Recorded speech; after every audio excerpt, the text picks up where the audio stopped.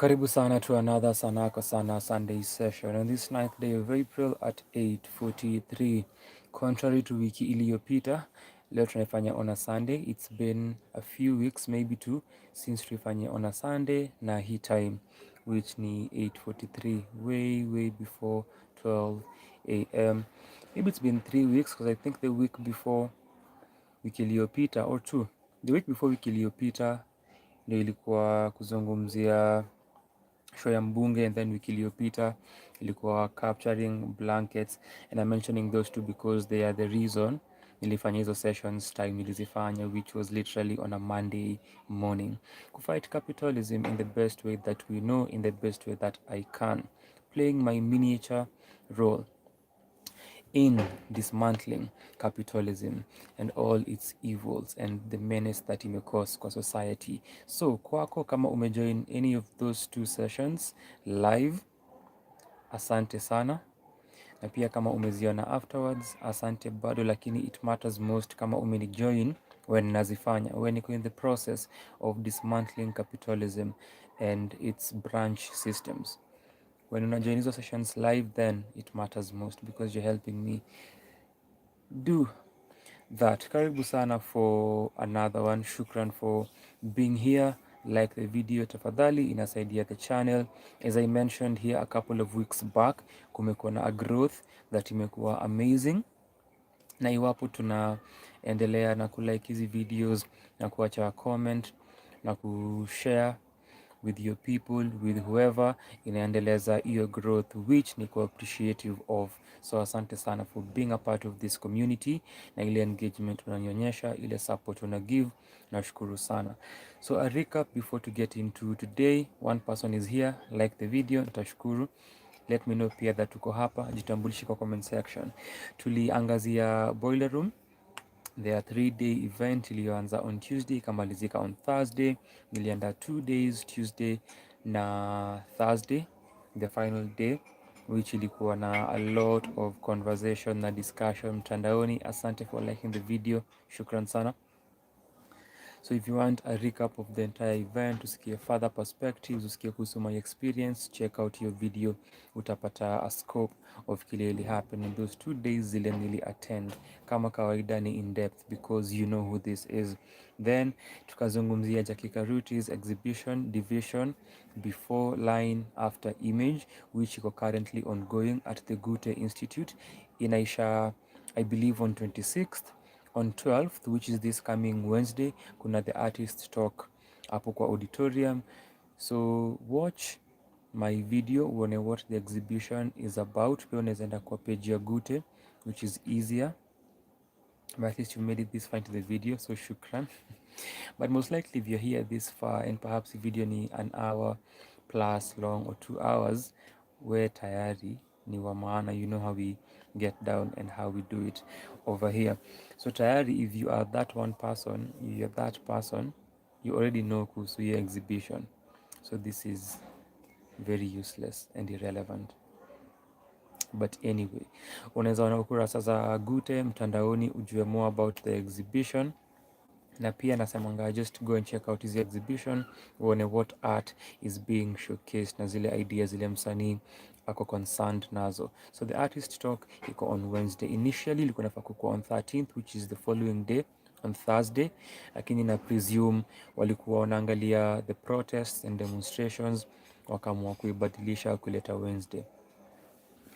So Jackie will be speaking, na nilisema last week kuna some things I wanted to understand more, so I'll go kama nitaweza na nisikie kuhusu the exhibition more na nipate further details and more perspective. Then tukaongelea our interview na LC wa Mayo. Edna Sangaka alikuwa hapa nami hiyo asubuhi kabla aende ajilaze, alikuwa na sisi hapa, akasikia nikiongelea hiyo interview, aliona kwa the videos title, akasema lazima show up. Anangoja hiyo interview vibaya sana, kwa words zake ako desperate kuiona na anangoja, anasubiri kuona hayo mazungumzo yetu na Elsie Wameo desperately. So kama wewe ni ka Edna, pia subiri tu kiasi, video mtaipata, mazungumzo mtayaona, mtayasikiza na mtaona kile tulizungumzia na Elsie Wameo. One for the books of the interviews that tumefanya, tunaendelea tu tukipanda, and iko part of your history na hii catalog ya amazing conversations that tumehave na the artists that tumehost, from kwanza na Trabulit, from Swahili to Michelle Gatuiku and now Elsie Wameo. Look at that resume, heavyweights, and people whom when you have a sit down with, you will have a great time, not apata very many insights regarding a lot of things. So subiri haya mazungumzo yetu na Elsie Wameo, yatakuwa worthwhile once tumerelease hiyo video. Na tukamaliza na kuzungumzia Blankets and Wine, their first edition of 2023 katika hii quarter ya kwanza. So watakuwa na events 4 mwaka ukikamilika. So walikuwa na hii last week, a week ago, watakuwa na moja in July, the next one in October, alafu December ya kufunga mwaka ya idea ya Kenyan Summer, as they did in December of last year. A couple of hours ago nimeshare snippets of the performances zile niliona, then nilikuwa a part of the experiences of, apart from one ya Boutros. When Boutros was performing, nilikuwa nyuma kabisa. Nilikuwa nimemuona on Thursday Boiler Room, so nilikuwa na experience from a distance on Sunday, nikisikia how alikuwa na play with the band. I talked about the event kwa hiyo video last week, so unaweza iona upate more insights vile iliishia, but point nilikuwa nasema ni that nimeshare snippets of some performances or of the performances that nilikuwa hapo kwenye front row for, from Zinia Manase mwenye nilipata stage nikiingia. Okelo Max had just left the stage. Literally as I was entering the venue, nilikuwa nasikia kindapin, nilikuwa nasikia the drums and the arrangements za hiyo ngoma nikiingia.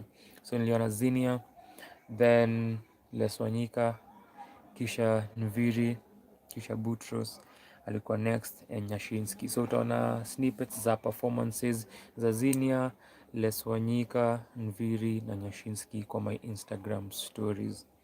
Or if you're here na ni after 24 hours, just wait. Nilisema 2 weeks ago nitakuwa na share hizi videos outside of Instagram stories for the sake of posterity na kuzipatia a longer shelf life, so you can just wait. But if you want to check them out, if you're watching this video within 24 hours, unaweza pata the snippets na uone vile wasanii walipiga show. So hiyo ilikuwa wiki iliyopita, and following that kulikuwa na mziki ya wiki, obviously mziki ya wiki 2.0, 43 weeks of mziki ya wiki. The video is almost at 300 views, just one more left. One person is here. I hope ume like the video. If not, like the video. Just one more. If you've not watched hiyo mziki ya wiki, watch it. Within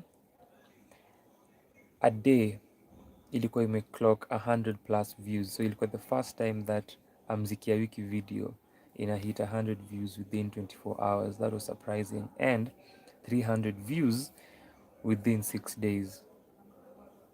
A fast. After mziki ya wiki 2.43 kulikuwa na video zile nilisema tuta release hiyo wiki. I mentioned this kwa the mziki ya wiki article on the blog. Mziki ya wiki 135. 2 people here, like the video if you haven't yet, nashukuru sana. Pia mention kwa live that kuna videos that tulikuwa tumeshoot which will be forthcoming. I shared those videos. Hii wiki inaisha ama hii wiki imeisha, depending on when your week begins, calendar unatumia, mwaka una exist in, what is time. So ni our end year lists of 2022 tumezishare mwaka ikiisha. Cause mwaka inaisha. This year is gone. 2023 top 10 Kenyan EPs of 2023, top 10 Kenyan hip hop projects of 2023 na top 10 Kenyan albums of 2022 rather. Tuko almost kufika month ya kushare list za 2023 yet Sanaa kwa sana is here giving us videos za 2022. Check out those videos, they are fun to watch. Hizi videos at least zinakuanga fun na entertaining, very interactive, so go watch those videos kama hujaziona. If you have, let me know sahi kwa comment section. If you are here, if you have watched them and you're watching this later, niambie that umeziwatch pia kwa comment section. If not, tafadhali zicheki. Fun videos za kutazama, a lot of humor, a lot of entertainment value that utapata. And here we are today for our 92nd Sunday session. So mziki ya wiki 2.0 iko almost kufika editions chwani, hivyo tu. Later tomorrow kutakuwa na the 44th, then the rest zile zimebaki tufike chwani. Sunday sessions zinafika so moja, freestyle Friday zinafika so moja. Don Karuchiu, shukran sana for being here. Nashukuru mara ya kwanza na kucheki kwa live video, anasema top albums of 2022 was a good video. Shukran sana Don, nashukuru sana for checking the video out. Ningependa kujua what you had as your top albums of 2022. If you can just type them kwa comment section. Since uko hapa nitashukuru sana. Also, if you're watching those videos or if you did watch, you can go back now, share, and if you didn't watch and you are about to watch, feel free kutuambia projects, albums zilikuwa the best ones out of batch tulipata from last year, which ilikuwa a vast selection to pick from. You did. Interesting. Maybe kama umecomment nikiwa hapa sijaona, acha niangalie. Let me see. Because last I checked haikuwa na any comment. Sasa tuone. In real time.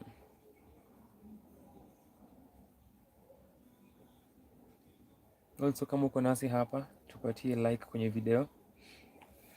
Tunanganya the algorithms, tuko almost kufika 800 subscribers. So mziki ya wiki 2.0 zinafika chwani. 3 people like the video tafadhali. Sunday sessions zinafika so moja. This is the 92nd. Mziki ya wiki on the blog tuko almost kufika on chwani. Tomorrow, rather today ilikuwa on 36.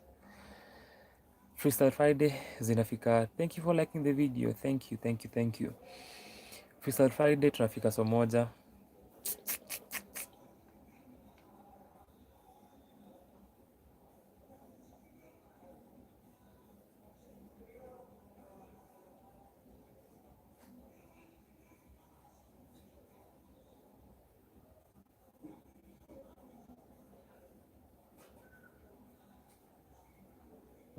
Sioni Don, sioni comment yako.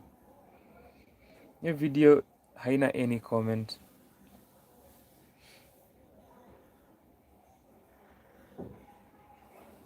Na hii ni video ya top 10 Kenyan albums, unless unaongelea video tofauti, but kwa this one ya top 10 Kenyan albums of 2022 haina comment yoyote.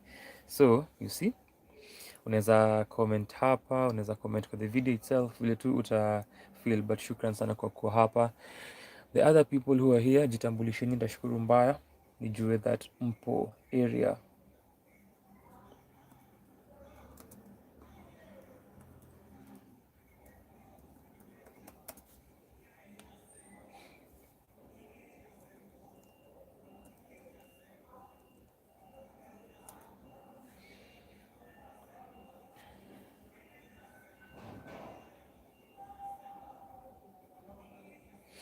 So for I mean top 10 hip hop albums of 2010. Acha tu confirm. Tuna confirm tu sahi. Video ziko hapa, so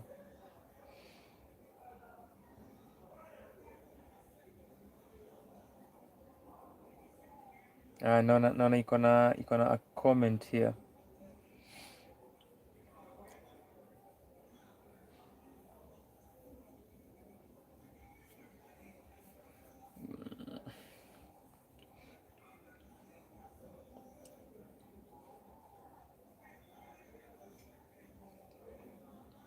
It seems the system ili mark comment yako as something else because siwezi iona.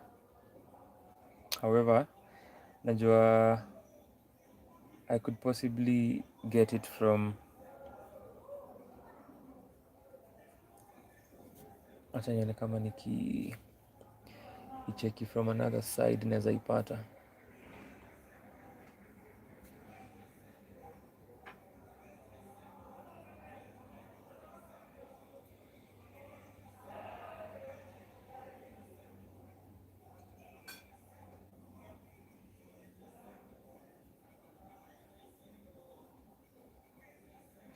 Lakini shukran sana for leaving a comment. Siwezi cheki but ndaangalia tu baadaye. So for this week events tatu zile nilizohudhuria, as you can get from the title of this video,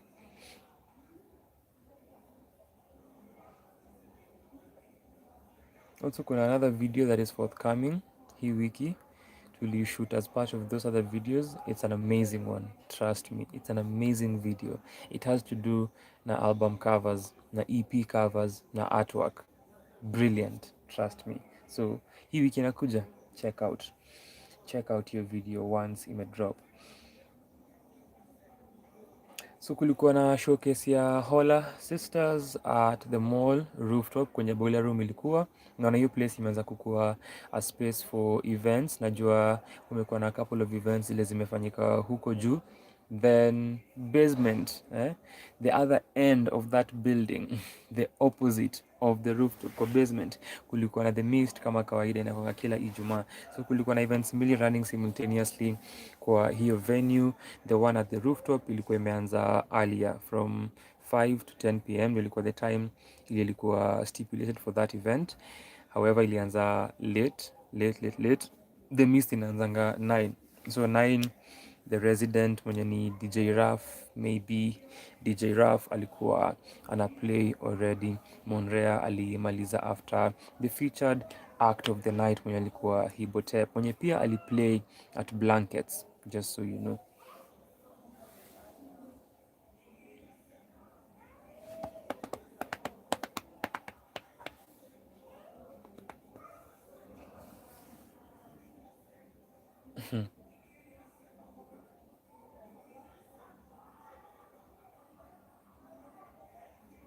So comment ya Doni kama imejificha mahali but ndaipata. Usiwe na pressure. Comment naona hapa kuna comment ya Edna whom I've just mentioned, alikuwa na me last week nikifanya live in the morning on a Monday morning. Sina anything better to do with my life. Then naona comment ya Waidhaka, hizi zili come through 20 hours ago ya Edna, 19 hours ya Waidhaka, commenting on your video ya top 10 Kenyan EPs of 2022. And then comment ya Nyanchama na Yona Sai amecomment ya kwa reaction video ya Brida LW. Bei imepanda ngoma yake featuring Saru. Speaking of, let me see a video iko na views iko na views ngapi? That is a while ago.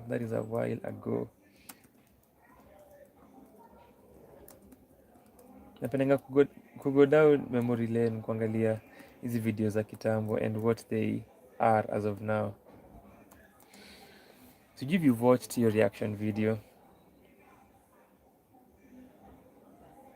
the video itself original iko na 7 or 4k views. Our video iko na 202 views 2 years ago. Sheesh. 2 years ago.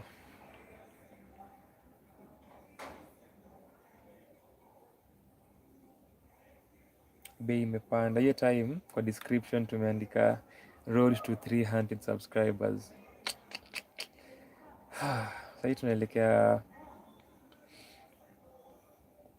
tenga moja. So 8 kwanza before tenga moja.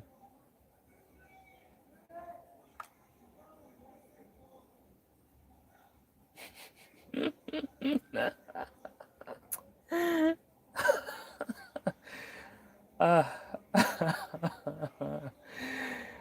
Ah. Ah.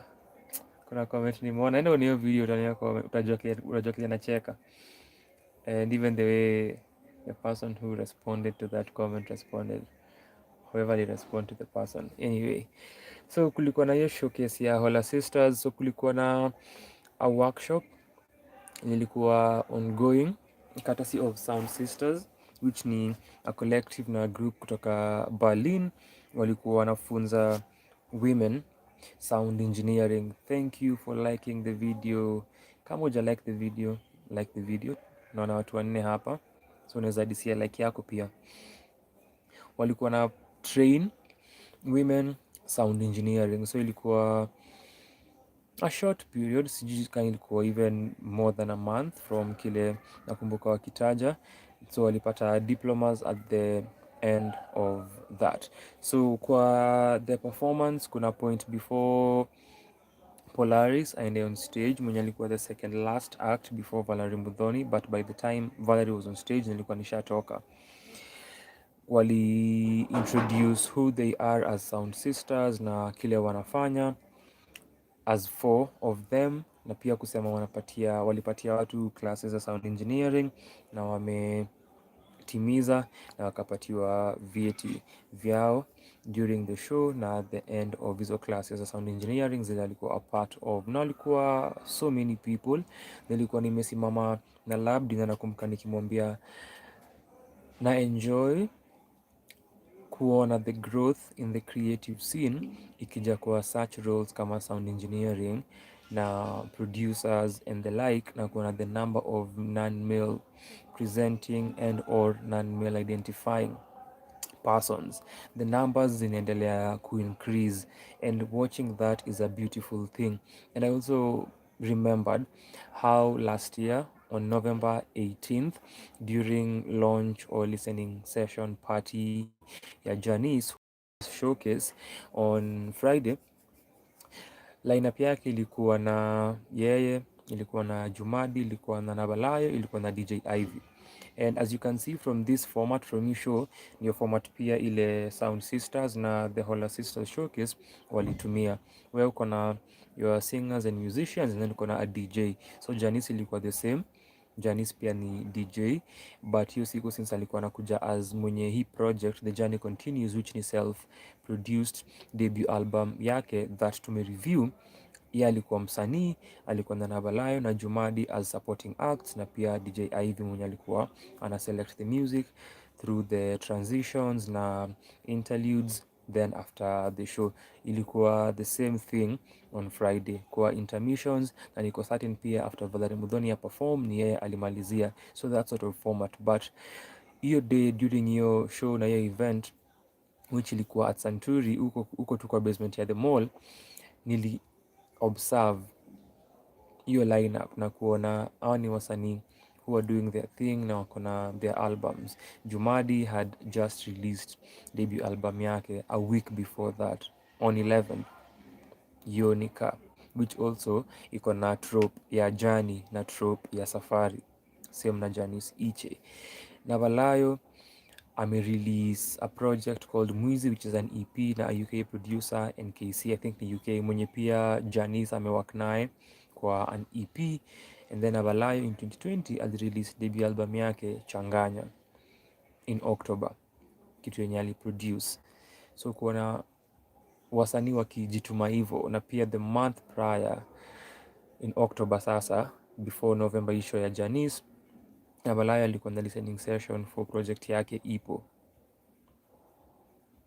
So kuona wakiget into easy spaces, wakiget into easy skills and easy aspects of the music industry and the creative scene and easy disciplines ni kitu amazing sana kuexperience. So ilikuwa that same feeling and that moment when nilikuwa huko hivyo rooftop nikiona isho ile imekuwa showcase na Holla Sisters, issue hii Holla Sisters showcase courtesy of Sound Sisters, na kuona what the program, what the class ilikuwa about, na kuona all the people wenye walikuwa in charge of sound na ku take care of wasanii wakienda stage, kuensure kila kitu iko sawa, walikuwa women, courtesy of your program yao which ilikuwa for women. So watching that and seeing them get into these spaces, and since ni vitu wata pursue, inabadilisha the landscape of the music industry, and kuona wakiplay pia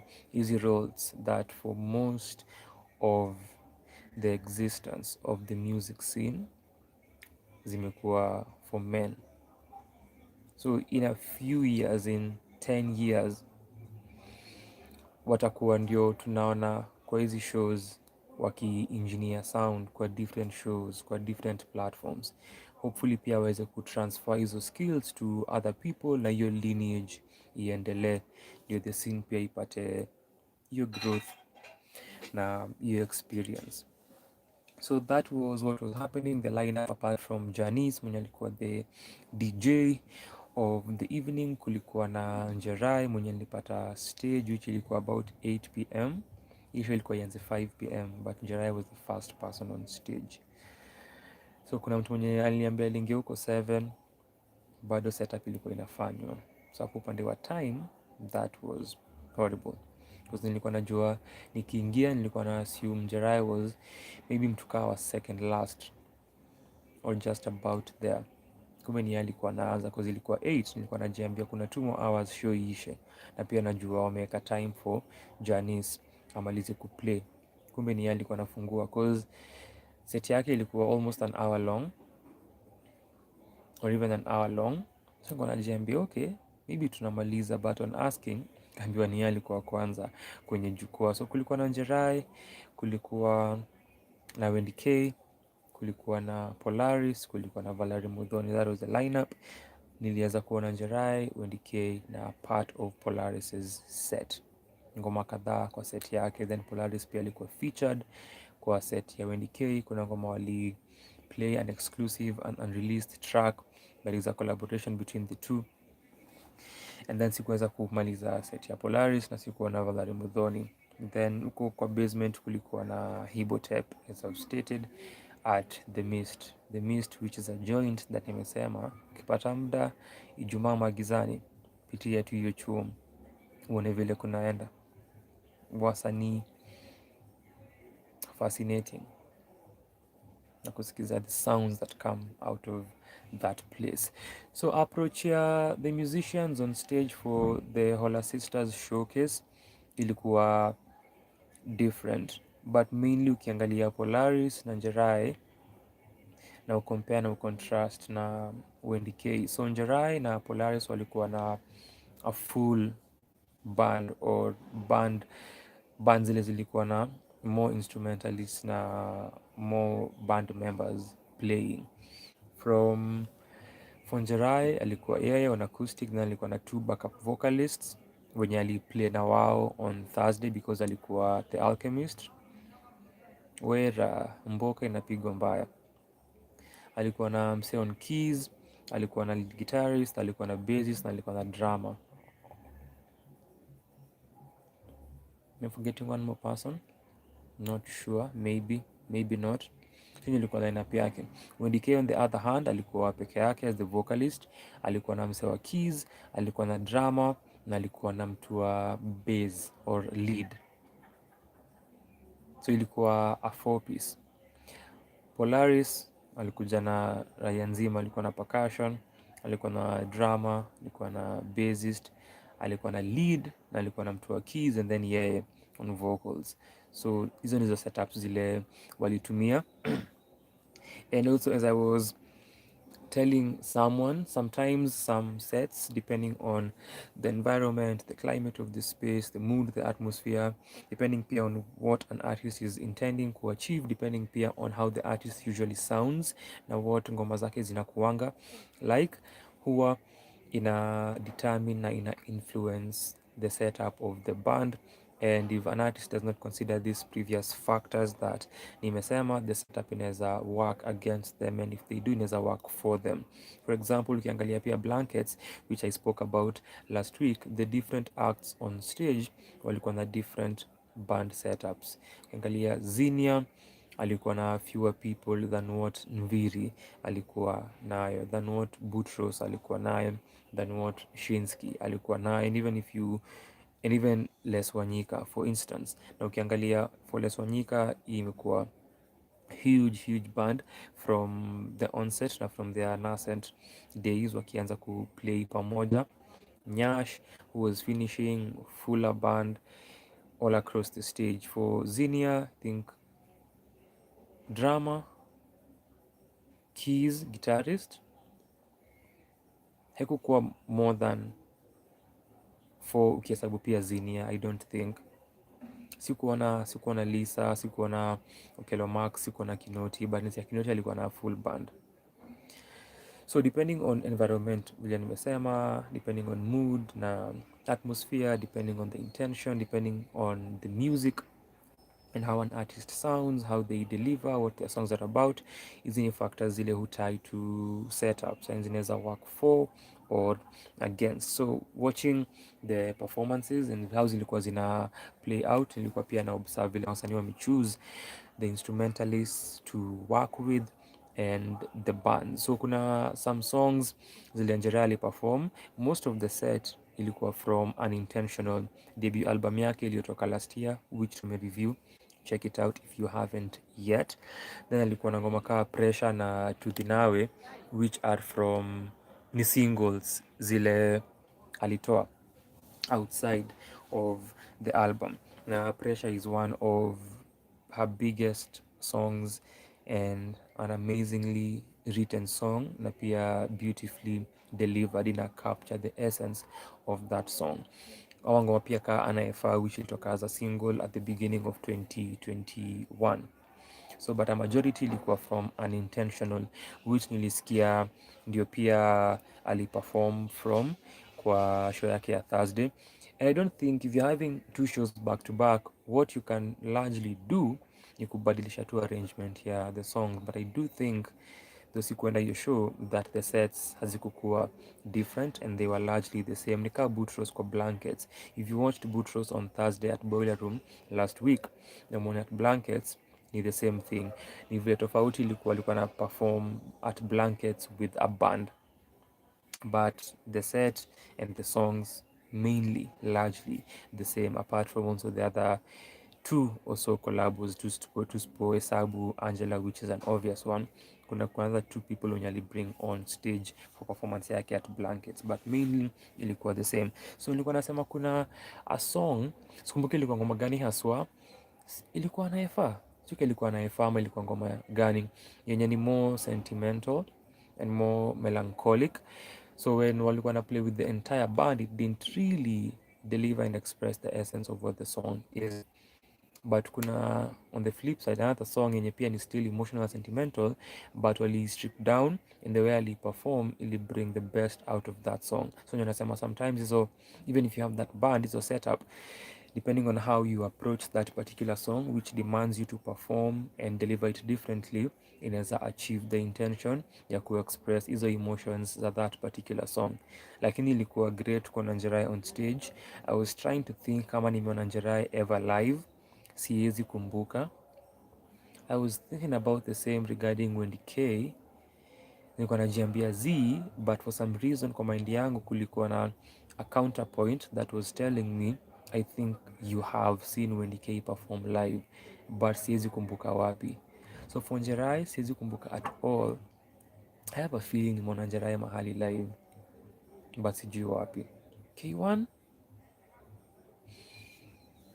kuna time kulikuwa na performance ya Band Beka at K1. Sijui if Njerai was on that lineup or I do not remember.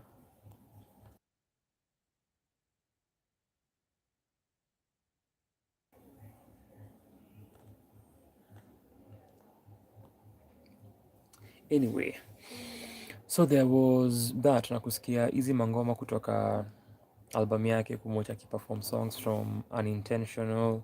That was a good experience. Kuna point where kulinyesha, watu wakatoka from the space kidogo kwenda kwa tents.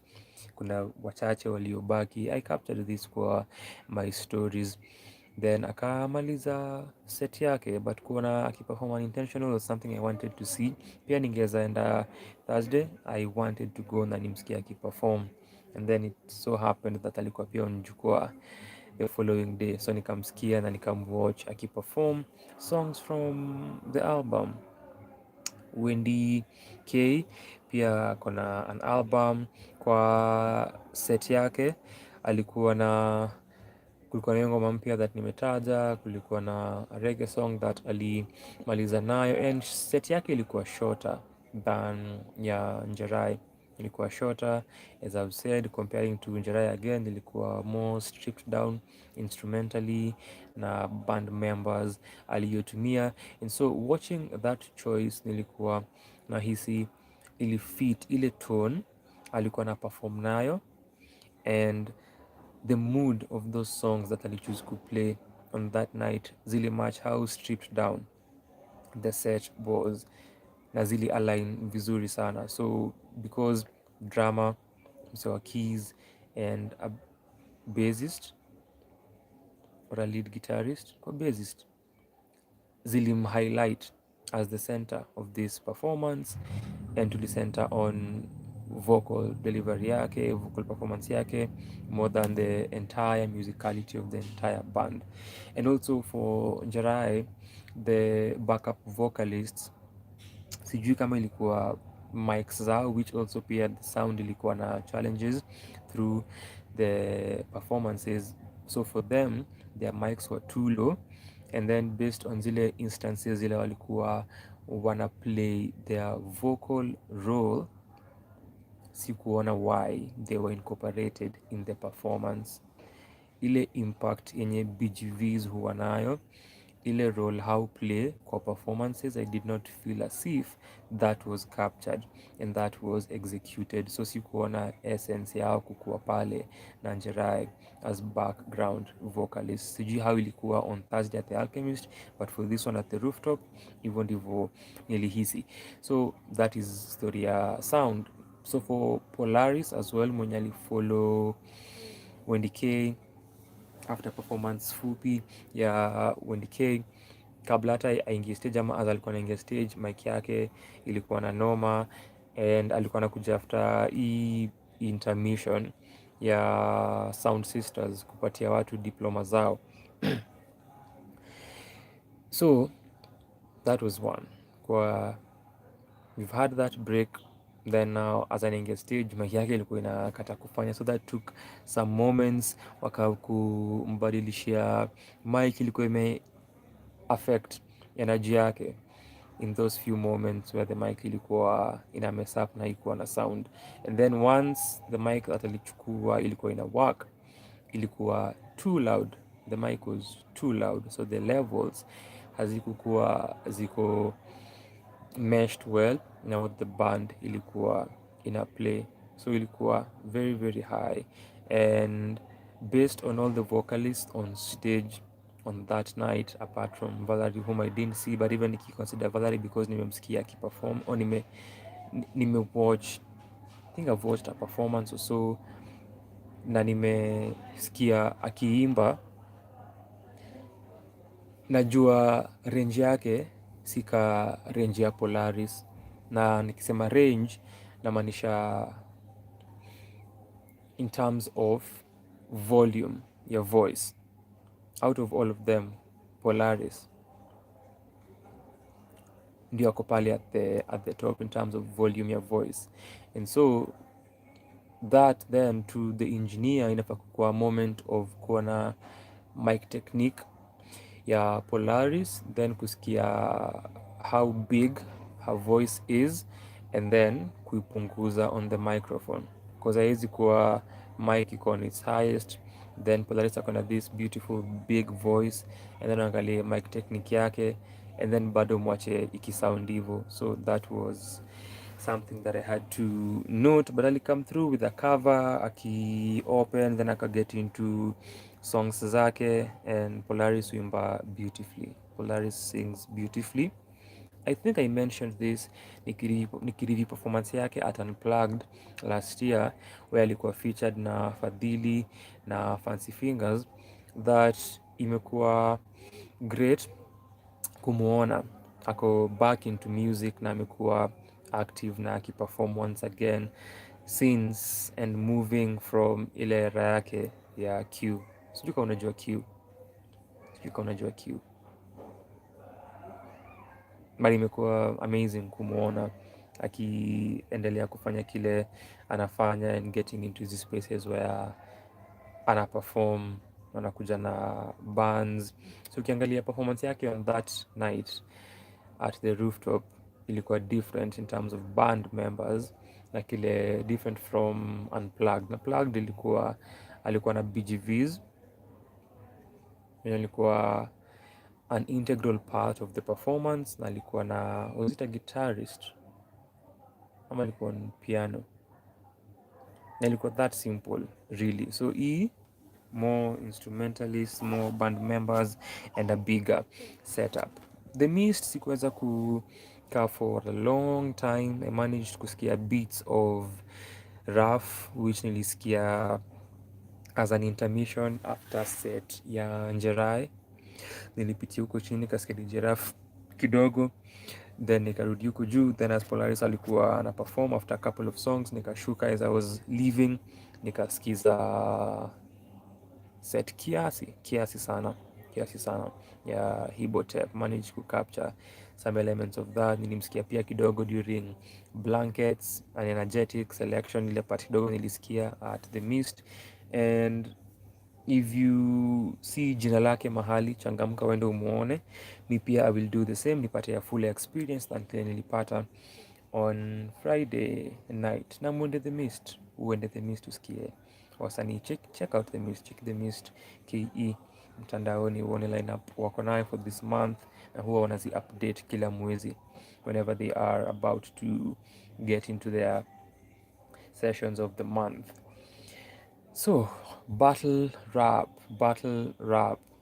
was on the spotlight on Saturday, which ni jana in the afternoon pale Chester House, courtesy of Wiseguy ENT, Wiseguy Entertainment. Imekuwa a while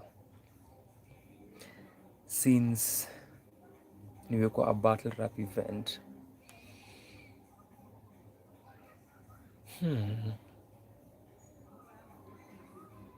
Nadhani mara mwisho nilikuwa kwa battle rap event ni 2019?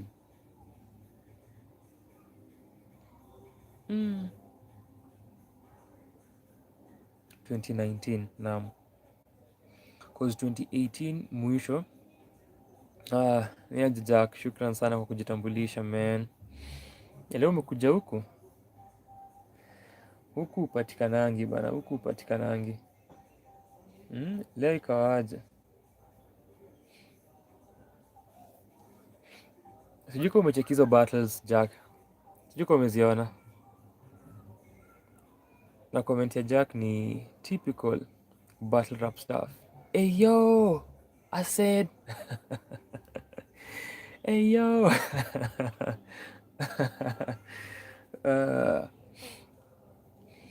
So mara ya mwisho nilikuwa kwa a battle rap event. So nilikuwa nasema 2018 kulikuwa na triple threat battle courtesy of Who Owns the Crown. Nilikuwa katikati ya Shahidi, Ojiji na Kafu. After that 2019, I think 2019 ndio mwaka Kafu alibattle na Liquid, hizo battle za Zebi na Harili. I think that was 2019. 2018 kulikuwa kumekuwa na Kenyan Alpha na Harili, Sha na Kafu, supposedly Kina na Sharp MC, but that didn't happen until 2019, which was towards the end of the year. Hiyo kadi ya HSG, Sharp MC, Kina, Manjoro katika Morocco, Kalahari, Tasha na Veril. I think ilikuwa mwisho wa 2019. Tulikuwa huko na Romi, Dofa na Chuka. So that was the last event that nilienda ya battle rap. I documented the entire event, I reviewed it, I gave my verdicts on those battles kwa blog sanaa.wordpress.com. icheki if you haven't. Ilikuwa Ground Zero was the name of the card. Ground Zero Battle, Ground Zero, name of the event. Kafu katika Morocco, Manjoro, Nemesis, Kina, Sharp MC, Tasha na Verial. Debut ya Verial, I think ilikuwa debut ya Tasha pia, na wali put on. The battles are available as well visually. Nadhani ya Tasha na Verial ndio utapata the visuals, the rest ni audios. I think the visuals ilikuwa messed up according to what Hip Hop Garage ilisema. Walikuwa active after that with hizo battles za kina Liquid na Kafu, Lee na Zebi, Kosi, Pasi P. They were even present kwa Uncut. Kulikuwa na performance at Uncut ya battle rap, typical, rather reminiscent of what BET once did kwa Hip Hop Awards, where kina Mook walikuja wakaperform. Kina Mook, I think Arsenal walikuja wakaperform, and I think Mook took shots at Drake. Ilikuwa Calico, ilikuwa a moment. And then also kwa BET Hip Hop Awards, DNA na K-Shine have battled. Yeah, last year mali this year wali battle, and DNA has done that before akibattle, I think ilikuwa Gichi at the final, then T-Top versus kulikuwa na Semi, kulikuwa na Shug, kulikuwa na T-Top, Gichi, DNA.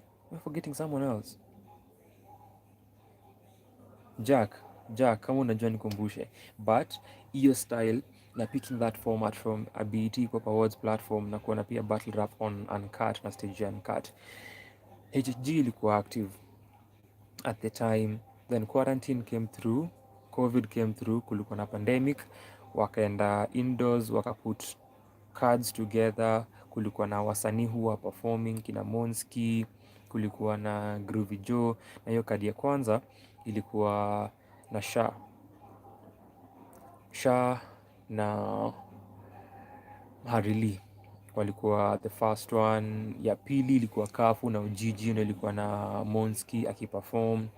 Kulikuwa na Kalimani na Nemesis, and kwa hiya Smanos, I'm not forgetting anyone.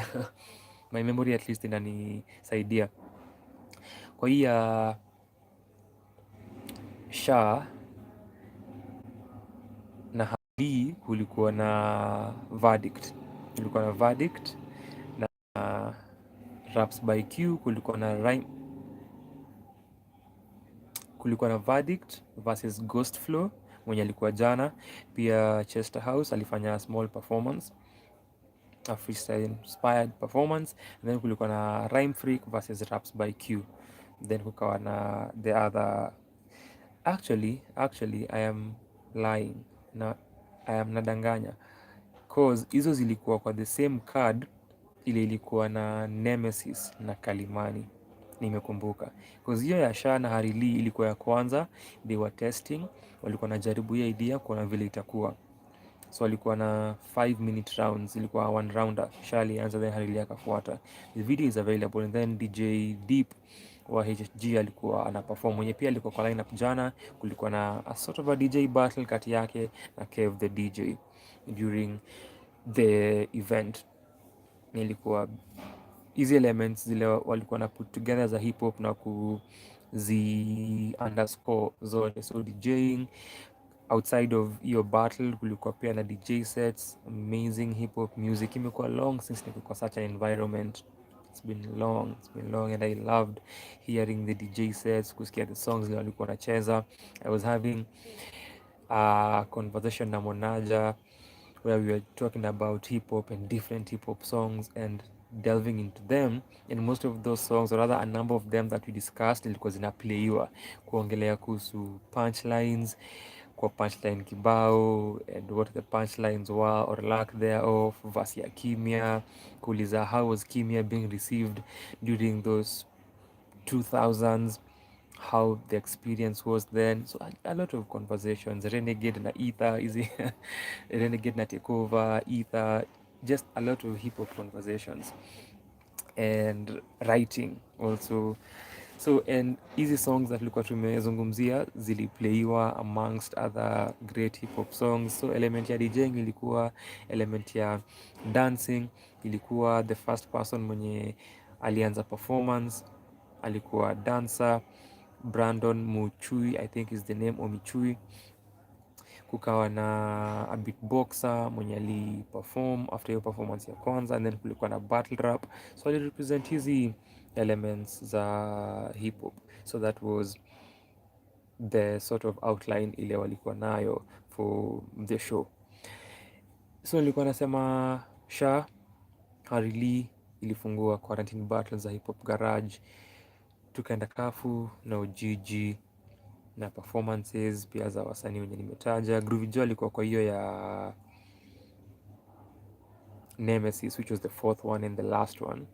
Nemesis na Sharp MC, that was the last one. Ile Groovy Joe aliperform. Kulikuwa na break dancers, b dancers as well. Kulikuwa na b-boy dancers, kina Drift walikuwa huko wakirepresent. Hiyo card ilikuwa na Lone Wolf na Tasha, ilikuwa na Pasi P na Elijah Moses mwenye hakushow up. Ilikuwa a no show.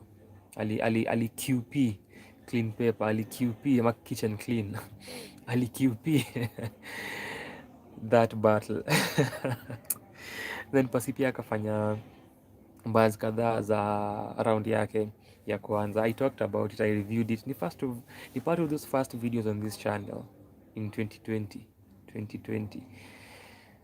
So nika review all those battles, nikapeana my verdicts as well. Kalimani na Nemesis ilikuwa quarantine 3. Hiyo ndio ilikuwa na Ghost Flow na Verdict wa 1193 na Rhyme Freak also were the same crew versus Raps by Q. And I would definitely love to watch Verdict na Rhyme Freak back on the stage again. Kuna concern ya writing in battle rap. Which for people walikuwa on stage mara ya kwanza, hata ukisikiza their verses, that is something that they don't have a problem with.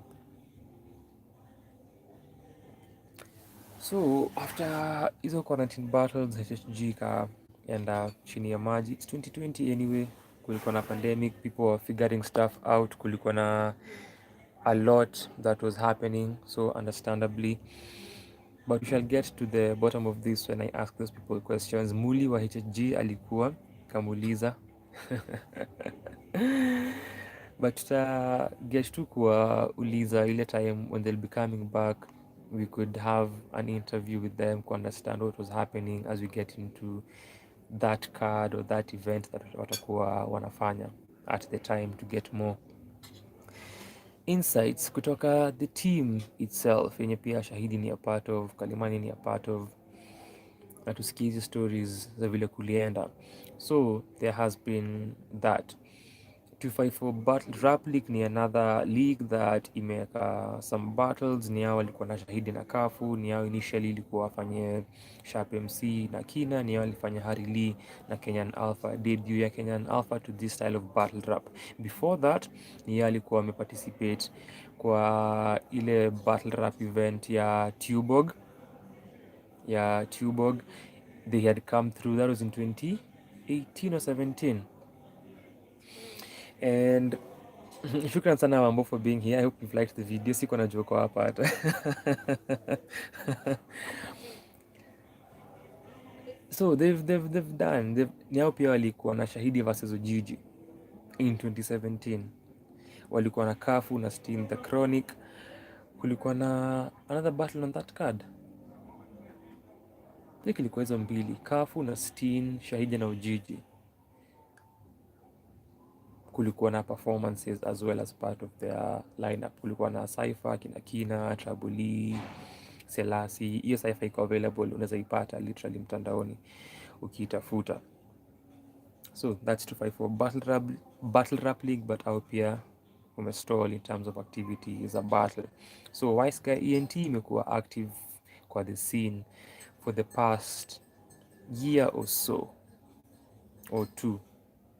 So walikuwa na tournament style of event last year, so walikuwa NX and 24 Battle Rap League ilikuwa part of the partners. Cafu alikuwa a judge, Ujiji alikuwa a judge, so walikuwa na travel Nakuru, wakaenda Kisumu na Mombasa, wakafanya Nairobi, then after the end it's a tournament, walikuwa na the finalists battling it out in Nairobi. So hiyo ilikuwa no way out, iliyo happen in October, and on that same Saturday where walikuwa na their final, with the same day tulikuwa tuna interview Romy Swahili. I think I mentioned that because some of our audience members left Kafredi, for instance, akaishia kucheki the battle. Kina na Tra tulikuwa nao, walisha huko baadaye as well as Dofan.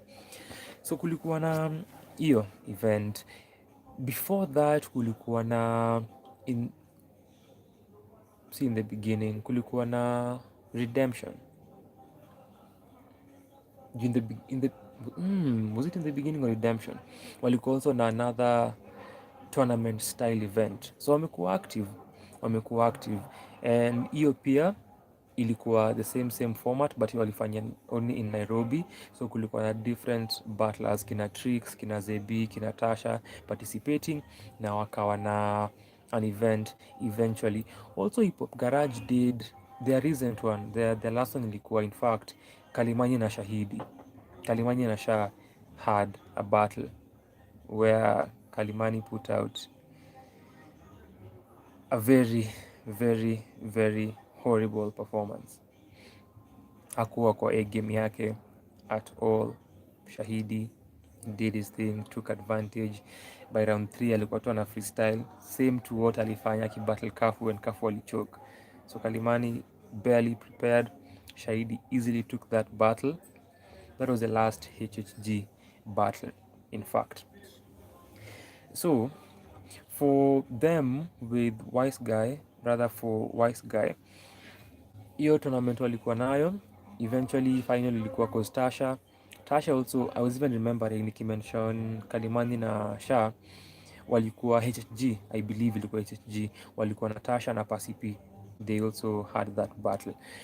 So Tasha alibattle Tricks, amebattle Kosi, amebattle Zebi, that was the final for hiyo tournament ingine. And so a few months back walifanya final ya No Way Out na final ya hiyo tournament ingine, so ilikuwa Tasha versus Frankie Dread. I am yet to watch that one, but ilikuwa two finalists from these two tournaments, so which is a great idea. So after that here they were again, any battle ya Tasha na Frankie Dread ilifanyika in January, or was it December? Published in January, so usually kwa staged leaning, and then a few months later ame come up na another event, ilikuwa the Wiseguy Experience.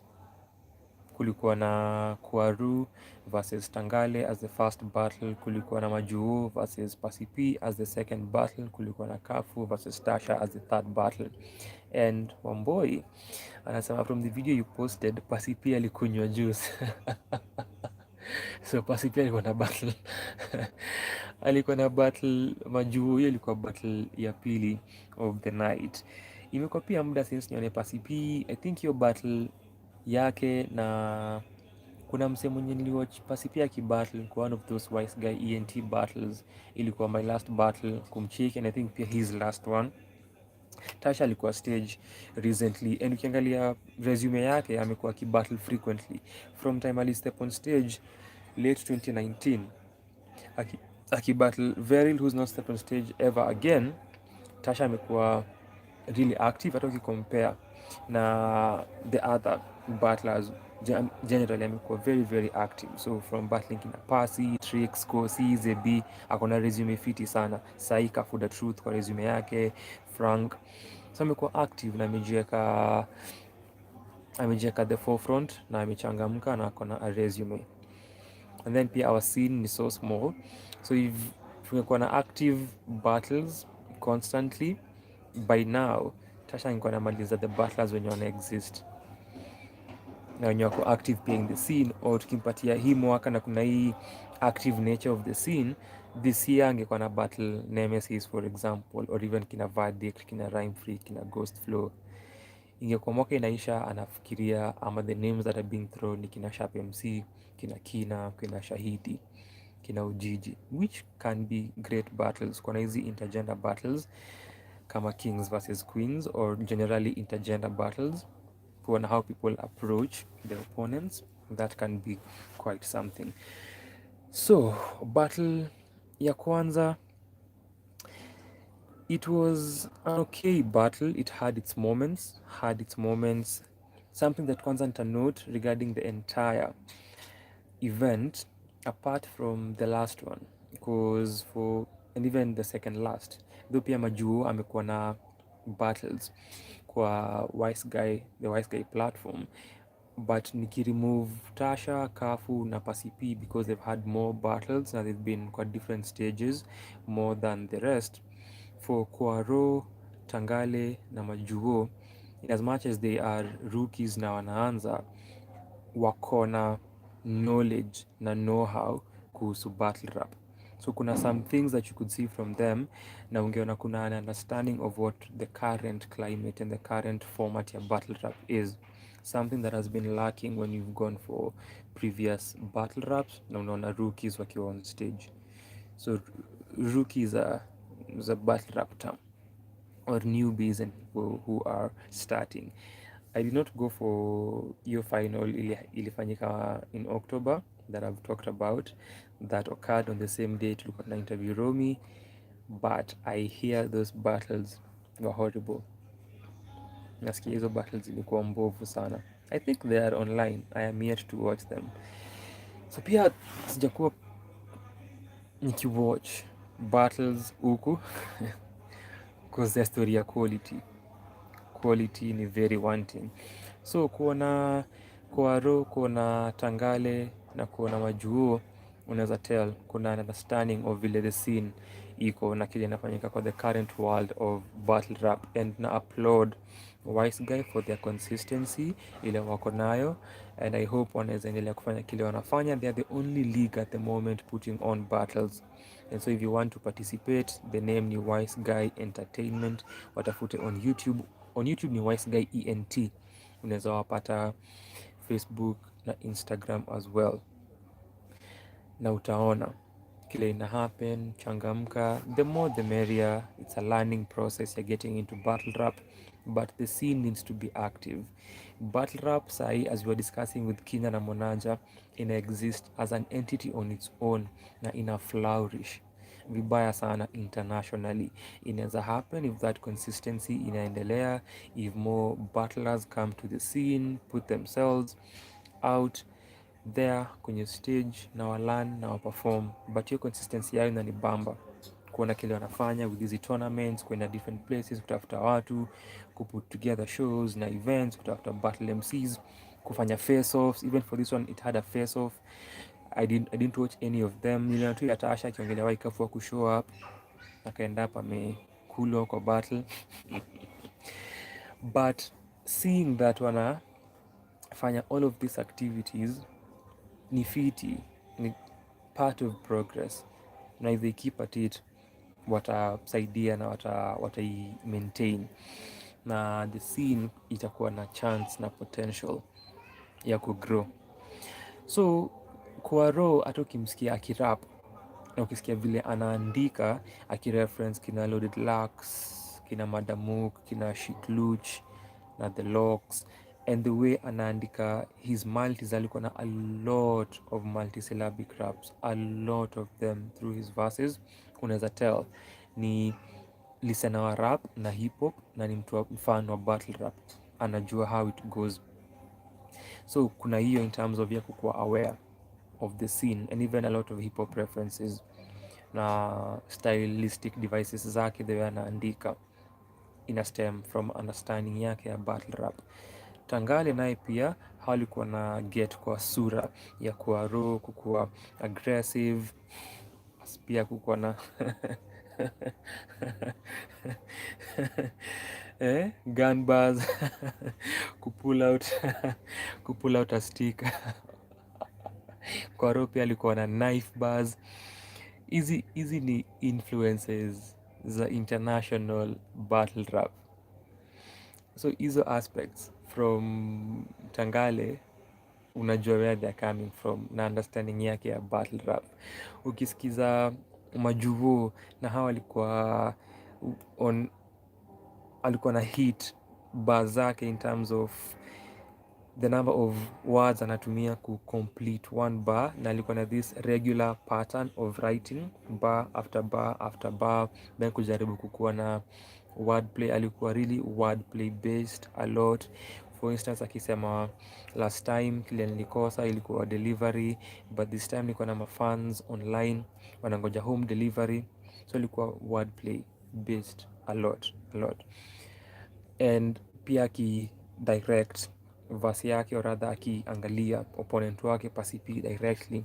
Hizi elements za battle rap that unaona wanajua kile ina happen. Pasipi, Kafu, Tasha have been in the scene longer, participate longer and more and know these things. So that's why for those three in particular, if you really observe, still with that being said, kuna other elements of battle rap zile wako yet ku grasp. For instance, sportsmanship when your opponent is performing. Kwanza hapo wote walikuwa completely horrible, na understand ukiangalia kina clips or goods, who else, clips, goods, K-Shine, ni wengi where when their opponents are rapping they'll be talking or mumbling or moving kwa body movements, wanafanya kitu kama hii, ama wanaongea wanasema that's false, you're lying. Kina T-Rex for example, Calico does it a lot. Calico anaifanyanga sana.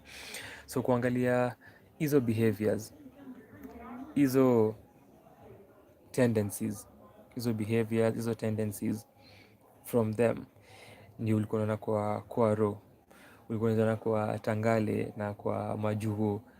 Pasipi, yes, kuna time alikuwa anaongea. For instance, kuna pia Halo Dadon, Halo anakuanga nayo, or even Ramniti ukiangalia Crips ata throw up ata throw up the sea, or even Gichi. But kuna the Danny Myases, the Hitmans, nani mwingine, Pat Stay, very very chill, atangoja kuribattle time yake ikifika. Real Sick au kwa tu ametulianga, you chill, you do your thing. Chef Trez, A-Ward, Easy au kwa ametulia. Chess au kwa ametulia, they'll even dap you up if you drop an amazing bar. Au kwa amechill. Kina Sharon, JC, they let you do your thing. Chilla Jones, they let you do your thing. Daylight, let you do your thing. Ukimaliza, it's their turn and they'll do their thing as well. So hizo ni vitu zile wanafaa kulan. Umeona Nene amesema Pasipi got touch. So nilikuwa nasema Pasipi, kuna line Majuo drop, Pasipi akasema umerecycle, kitu kama hiyo. Yeah, you can save that na uitumie kwa rebuttal. Pia something else that the acts need to maybe learn rebattling, but najua si kila mtu uko into freestyling. Nakumbuka nikiongea na Sha after the first battle ya Kwaro na Tangale, Sha alikuwa anasema hao wakiwa hapo na Ojiji alikuwa anamwambia maribattle kadhaa kwa kichwa na Sha pia the same, na nikamwambia I completely get it as a freestyler. Even when you're watching battles, when someone says something, kwa mind yako unafikiria what you could have said in that situation. And great battle rappers, great rebuttalers, great freestyle battle rappers absolutely take advantage. A-Word won't let such a moment pass. For instance, battle yake na Gichi, kuna kitu ilikuwa inaanguka mahali, ako in the middle of a scheme, akaitumia akisema how I'm gonna leave you in despair, I spit so much fire, somebody got hit with a chair in the middle of a scheme. DNA na Disaster, a legendary battle. Disaster akijaribu akiface the side, then DNA akiongea, then Disaster na turn to DNA menacingly, alafu anajiprop hivi juu. DNA anamshow, bra, who are you trying to scare? You've done all of this, but umenitishia but hujafanya anything. in the middle of a scheme ye kurap kusema akitumia baya, unajaribu kunishtua when it's dead time to go in front of Drake but you can never make any of his headlines.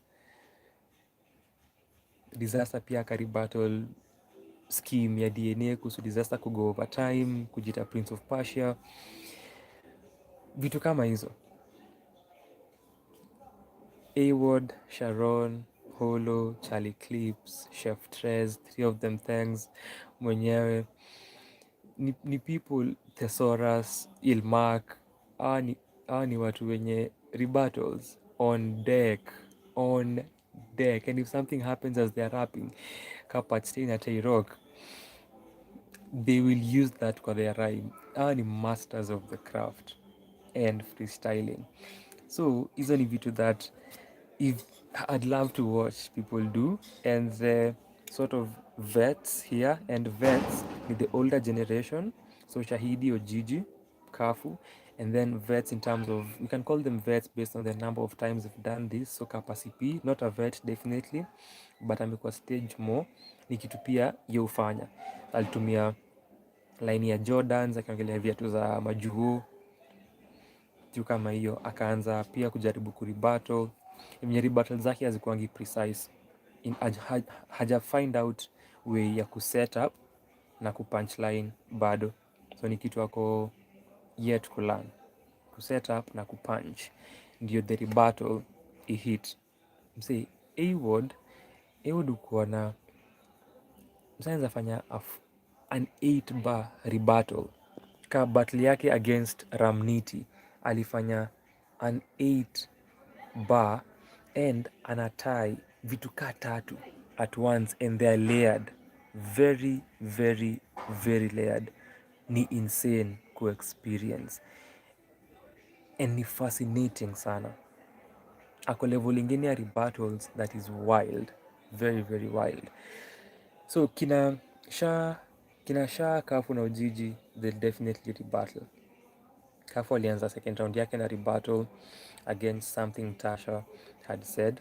Round 1 hangeweza kurebuttal because ni alifungua, but round 2 alirebuttal. So the other battles zilikuwa straightforward. Round ya msee inaisha, msana get to round yake. Round ya msee inaisha, msana go to round yake, hivyo. For Pasipi, round 2 alijaribu kurebuttal since ni alikuwa ameanza ajaribu kurebuttal. Hata nani ameitype Jack ulikuja miguu umevalia ndege ma Air Jordan. So kuna hizo that Pasipi can do, that Kafu can do, that Ojiji can do, that Shahidi can absolutely do. And Shahidi ni msemo yetu freestyle entire round. Shahidi freestyle entire round. So I'd love to Kino freestyle.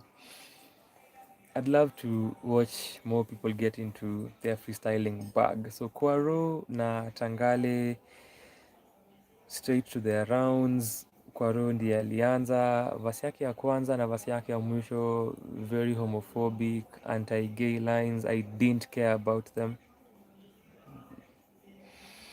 The thing is, and I kept thinking about J2. Jax, you come on J2, who is gay, and people attack your people huitumia as an angle. So kwa battle rap, and najua si fans or supporters or watchers or viewers wa Sanaa kwa Sanaa are into battle rap. Mujua Jack na Karim, Abe kiasi, Irauka pia kiasi, nilikuwa naye hiyo show. Najua majority are not into battle rap unless ni my first ever subscribers, because my first videos on this channel zilikuwa videos tatu za battle rap: Ghost Flow versus Verdict, Raps by Q versus Rhyme Freak, and then Kalimani versus Nemesis. Terrible quality, but hapo ndipo nilianza na nifikie point niko in 2020 August. So hiyo angle ya J2 kukuwa gay ni kitu watu hutumia against him, and battle rap is a world on its own, with its own language, with its own codes, with its own principles, and the way it operates ni different. So people who do not watch battle rap, even when they watch these videos nimepost, putting out to understand some things and how some things in a pass. So someone being gay, you being whatever you, everything can be attacked and anything will be attacked. people people have rapped about dead relatives. Danny Myers against Nani T-Rex in New York. Ho, home ground ya mseuna battle. People have Danny Myers alijita the king of Harlem and Swerve akaitumia kwa battle yake against him. People have said shit about anything and everything. So that is an angle that watu tumia against J2 wakimbattling. So the things you choose to say are not the issue. The issue is how you choose to say it. So Kwaro alikuwa just really homophobic with nothing creative to say. And I was even saying after the battle, first, those bars don't do anything for me. And I even once said this time, Calligraph alikuwa na go against Black Bones. I posted on Facebook nikasema, am I the only one who finds it useless kuattack msee na effeminate bars? Kusema they are effeminate. They don't do anything for me. They are barely creative. Ukienda back to the 90s and 2000s, that was a thing in hip hop. Oh, you are gay. Oh, you are the F word. Hizo vitu. It was a thing. So with this one, so for J2 for example, during an Ultimate Madness tournament akibattle True 4 alikuwa na battle ya LGBTQ akisema this something you don't know, switch up the meaning of LGBT. If you don't know, this bullet will go through your legs, gut,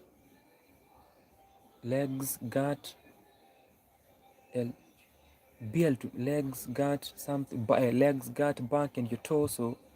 That's something creative to say. That's something creative to say.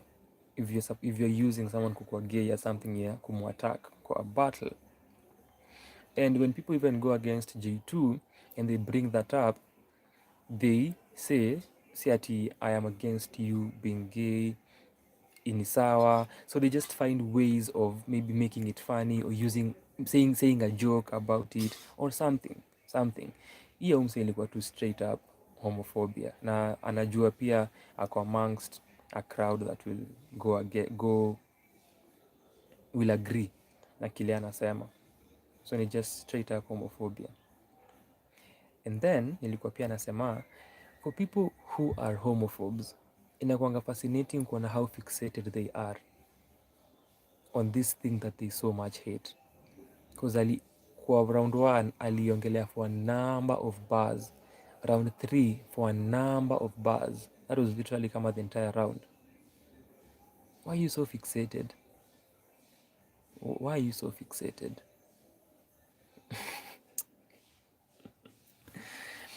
Anyway, akona elements of references, akona elements of writing na multi-syllabic writing that inatel. Anajua what is happening, anajua battle rap, anajua rap. So ningependa kuona creativity yake ikiwa challenge ama challenge, as Shahidi alisema time aliongea after performance fupi ya Ghost Flow.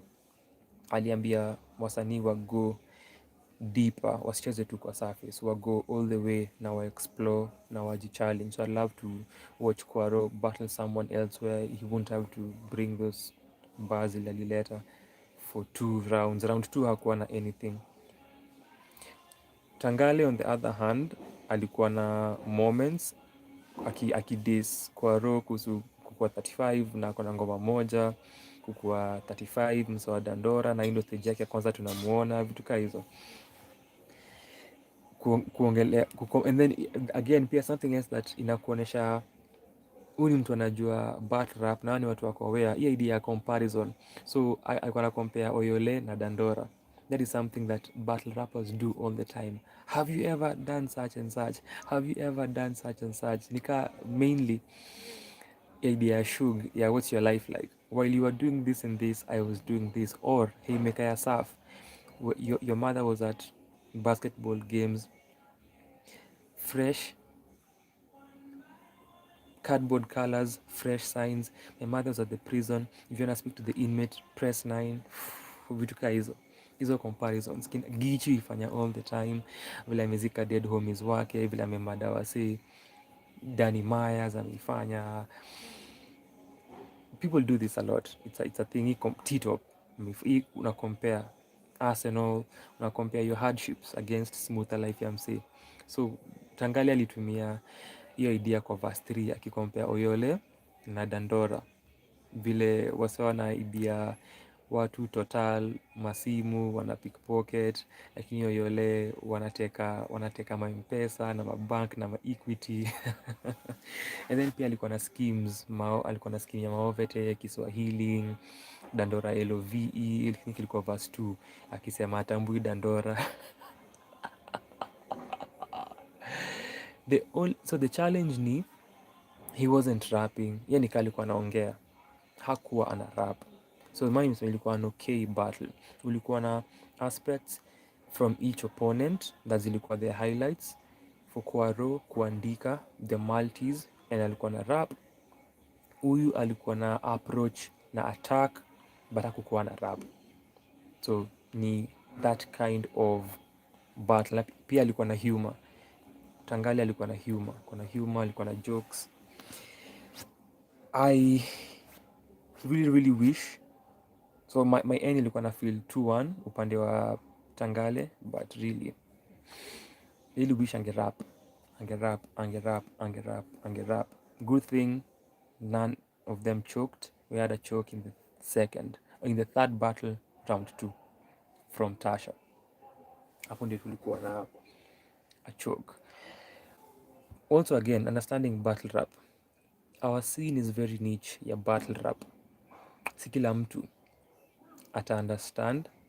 So same to how most of the people who ni supporters wa Sanaa kwa sana will not maybe comprehend hizo battles wakiziwatch na waget, oh, this is battle rap, even ukunaendanga the language, how people talk to each other.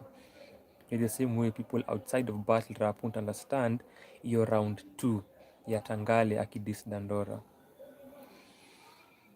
Hizi vitu hufanyika. People diss New York, people diss LA, and even huko inakuanga kuna people who do not understand battle rap, in as much as it's a big thing, massive genre ya art na hip hop, bado kuna watu wenye hawajui hizo lines za battle rap. So unaonanga when people get into people's faces, their crew ina respondingi. Watu wakiget touchy, as Jack alikuwa anasema alia kusupa CP, ina get tricky, people can start fighting. Hizi ni vitu za battle rap, and hiyo ni part of the canon of battle rap, the world of battle rap, the things that happen there. So pia ina depend na opponent wako.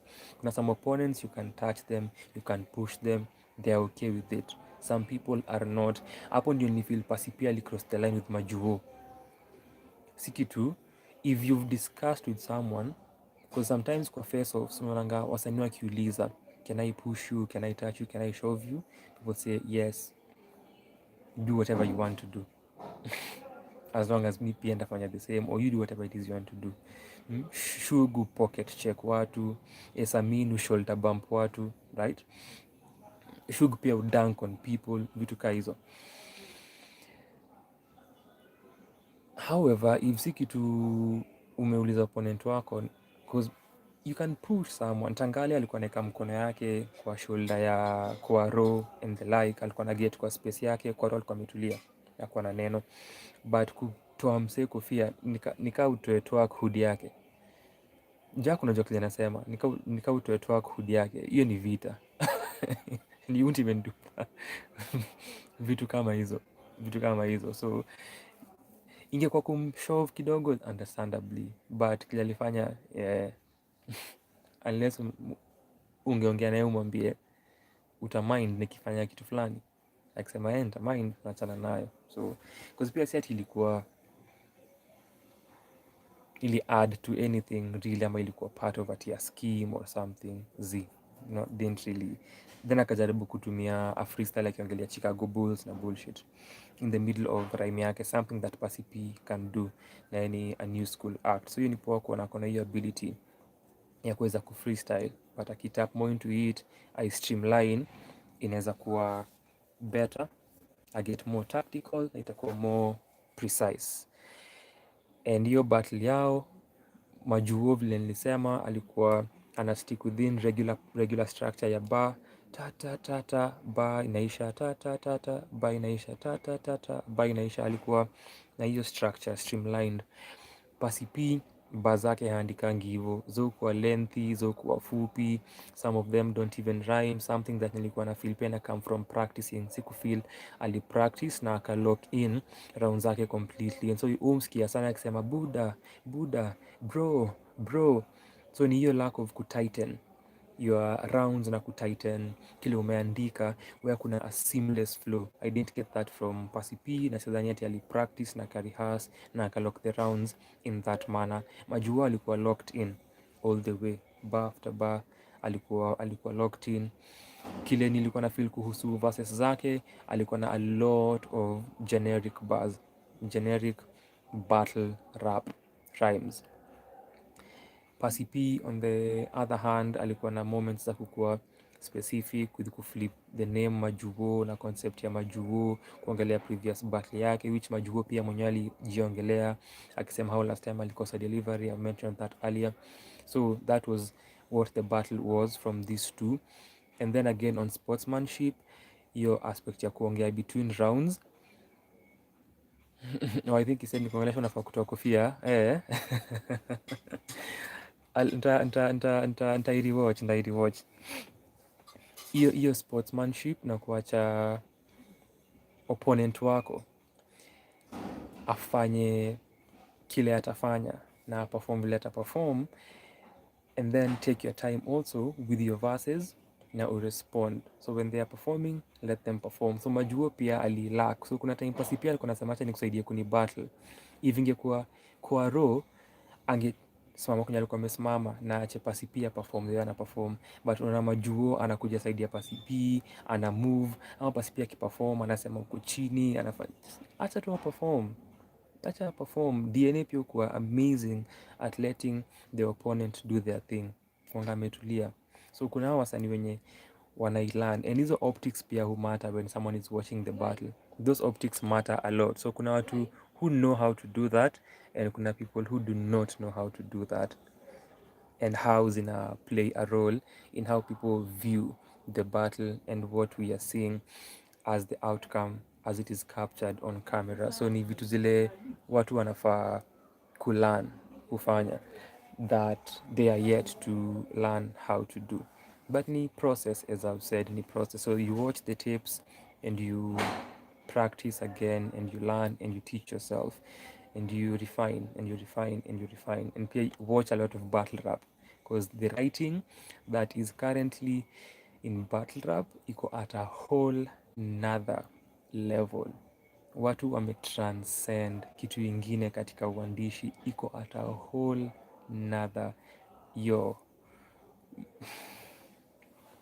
people are writing high level material. And one thing the battle rap allows you to do that. So ukisikia Percy P pia alikuwa na some references that you can miss na you kuwa intricate kwa ideas zake, something that you get from your battle.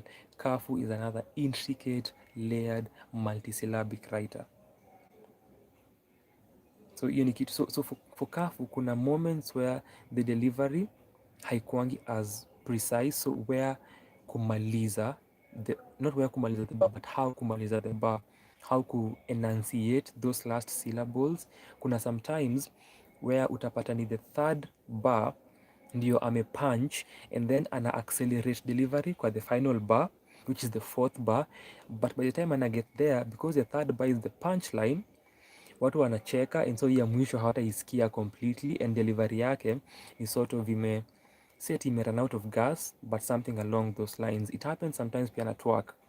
because delivery yake uko electrifying, na you work na hizo 4 bar or 8 bar phrases where the 4th bar or the 8th bar is the punchline, na watu wanaanza kureact, but because ana build up using his delivery na energy, as anafika kwa that last bar, the last words could be swallowed na hata zitoa at the same enunciation na precision as the preceding words kwa the preceding bars. Tito pia has that problem.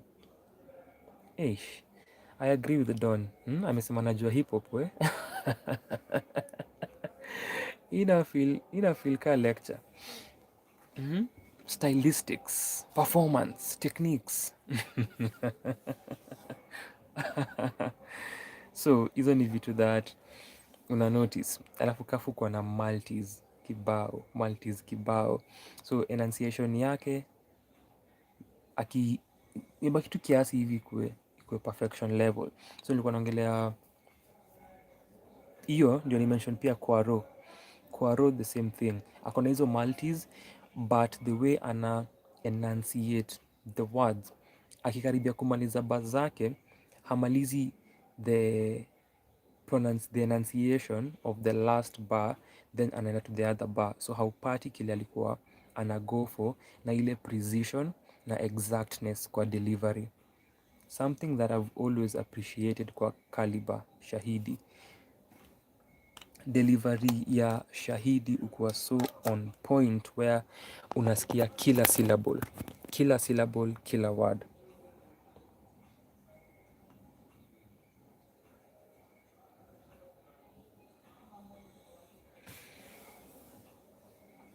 And after Pasipi na Pasipi mwenye alikunywa juice kulikuwa na Cafu versus Tasha Xclusive. Tasha has been active, then mesema Cafu battle yake ya mwisho ilikuwa Cafu versus Ojiji in 2020, a quarantine battle, the second quarantine battle ya hip hop garage, and haja battle since then, almost 3 years. Kwa metulia 2020 alitoa EP yake nini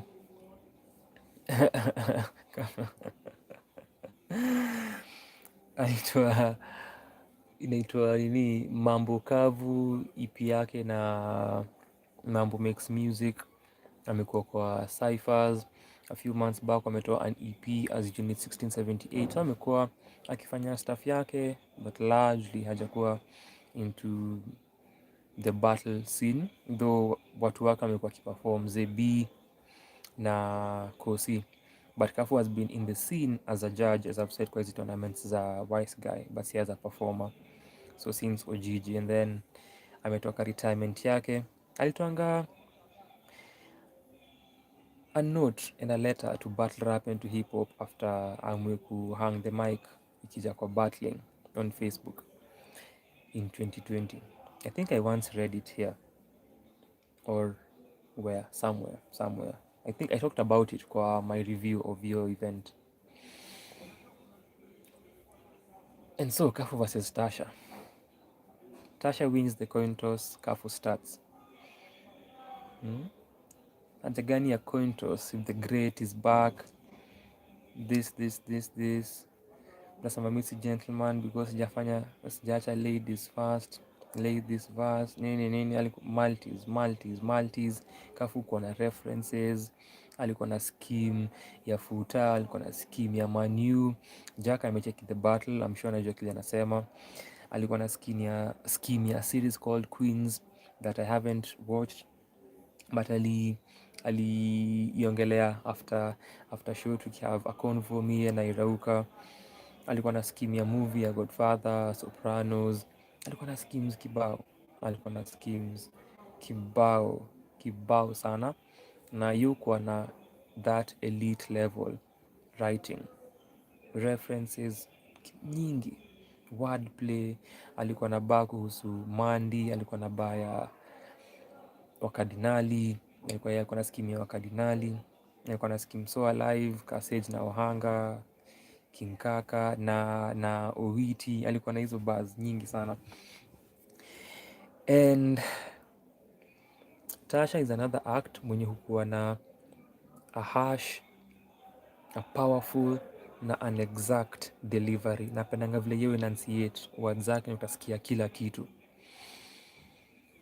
So Kafu starts nasema vile amerudi back into battle rap, anataka opponent wake, anaongelea Tasha very direct through rounds zake all through the battle. Tasha responds kwa verse yake, anaanza kuattack Kafu, personals amezithrow pale. Kafu alikuwa na sexual references, sexual bars kwa round yake ya kwanza na pia ya tatu, I think ya pili as well.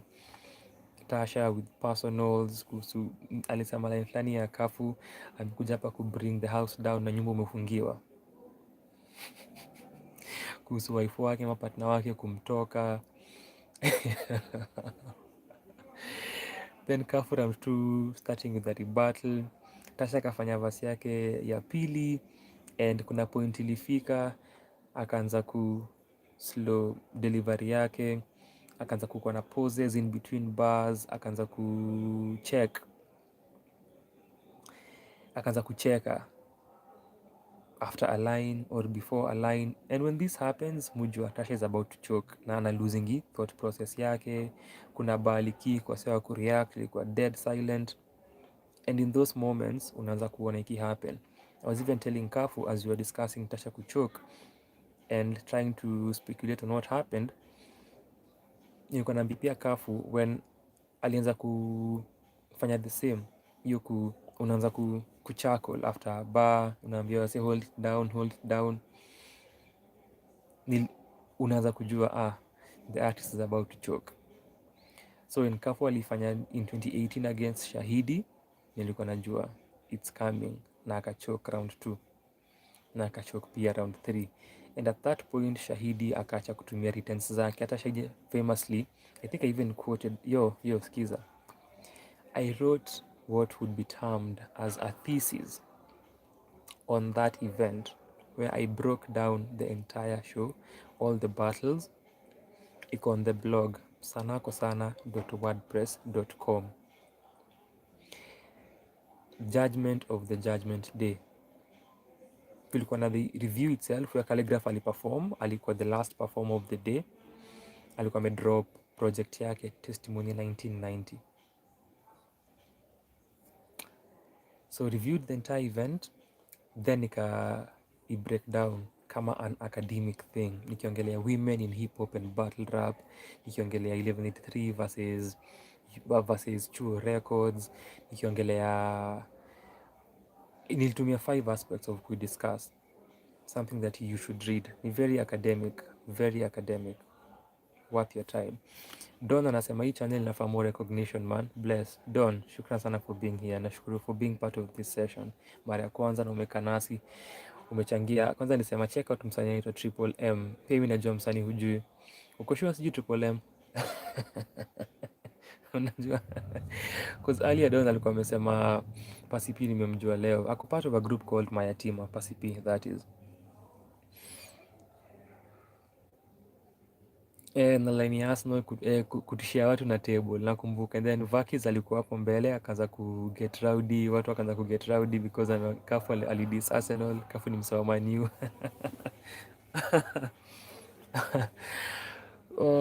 Wanatutishia alikuwa na schemes kibao. So Tasha during round 2 ana get to your point, ana lose train of thought yake, and then anaamua kui bring back, and as bring back anafika ile place alikuwa amefika the first time when ali stop bring back na akasema time.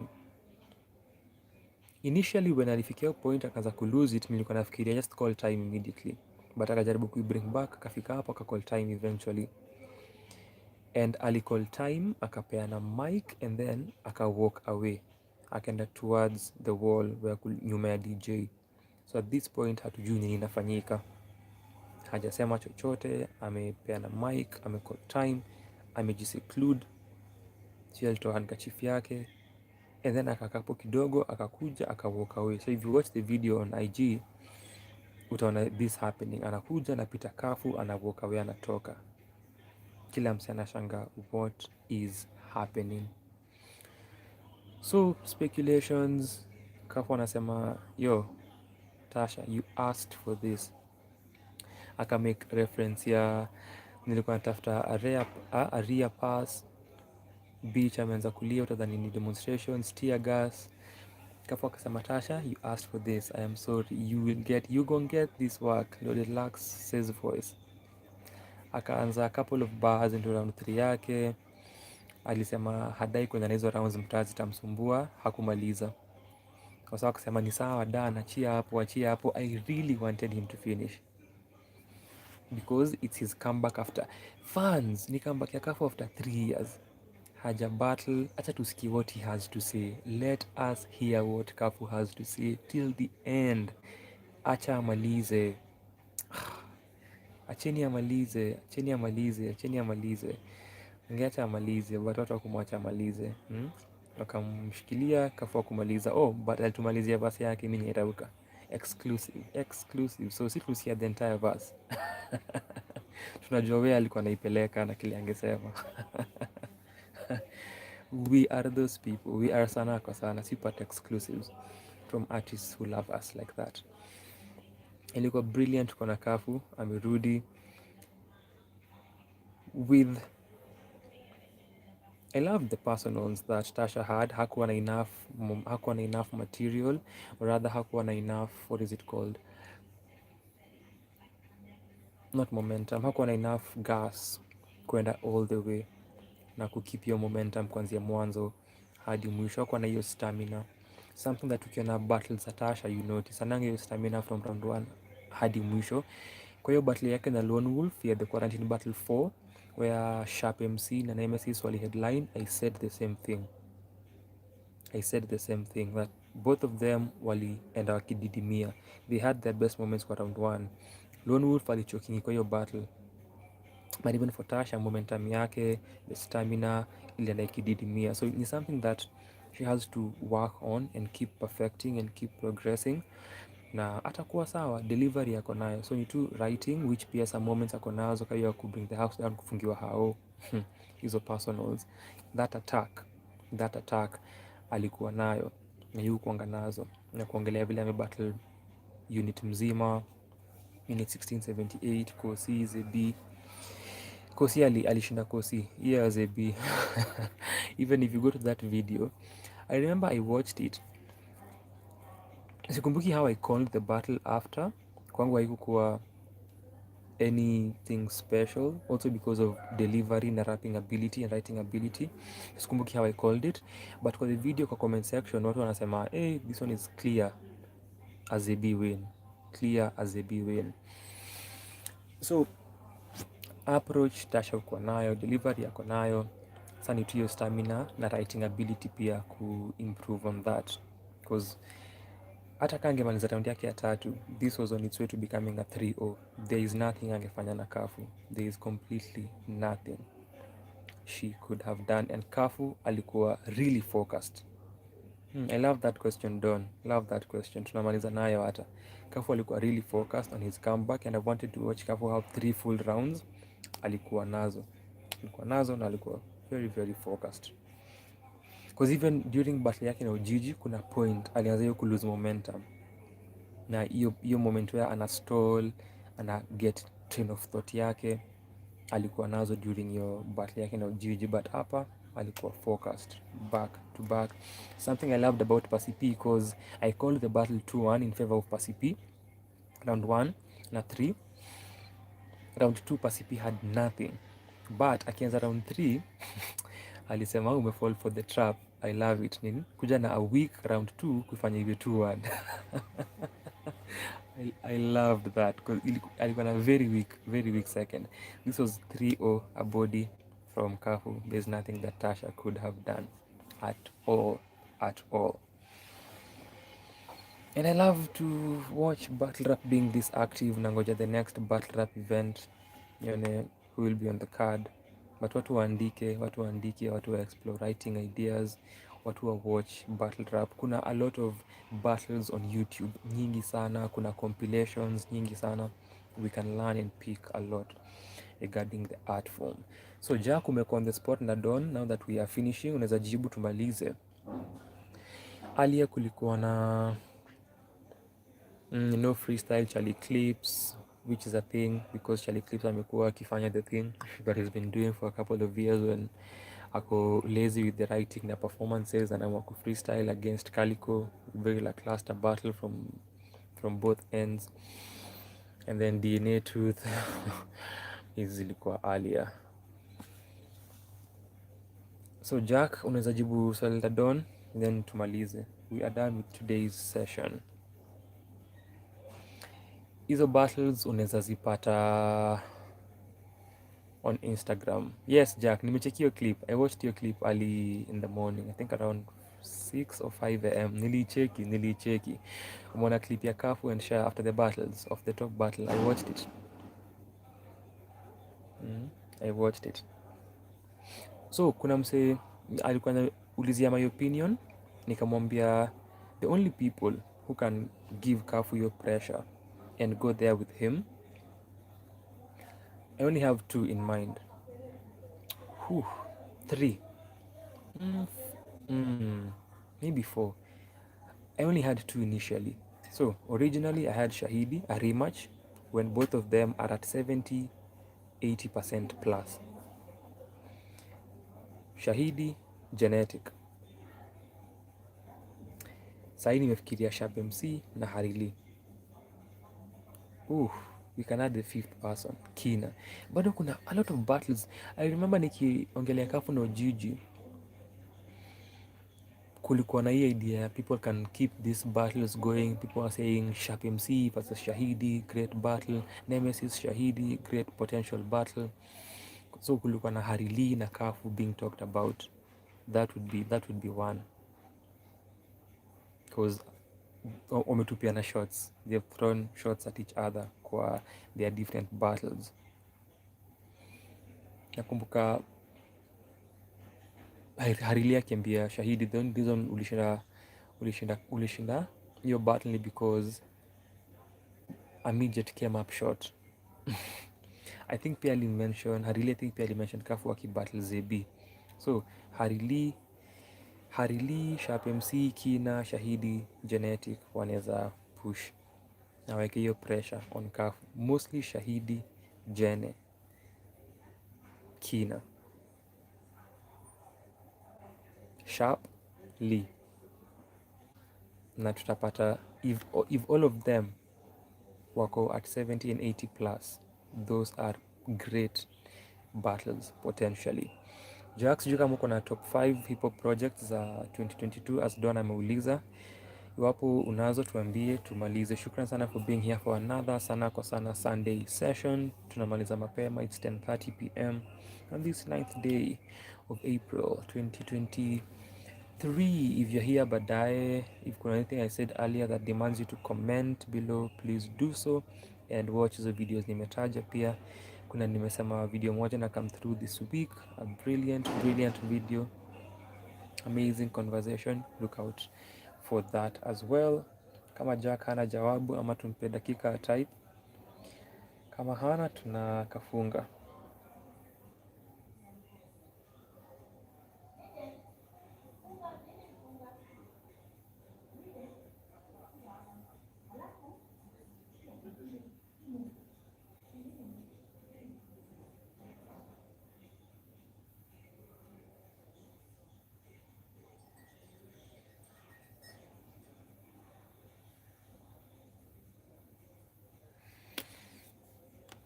Nice.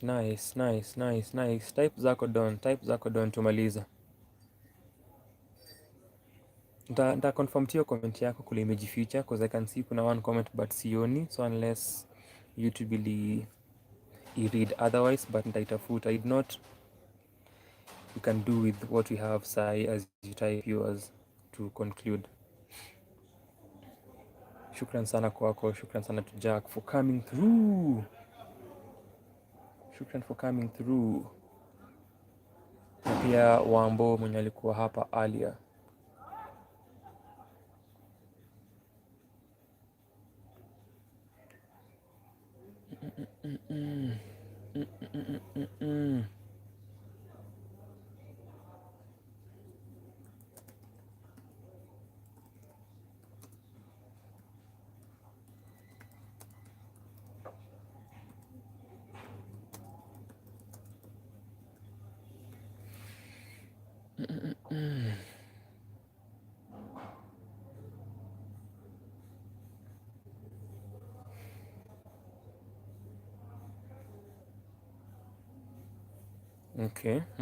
Okay.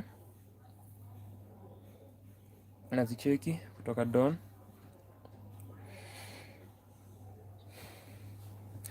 Jack, kazi yako tu ni kuongea na usikii hip hop ya Kenya. Unaongea tu. Kazi tu niko na kina Charlie Clips na kuona international battle rap.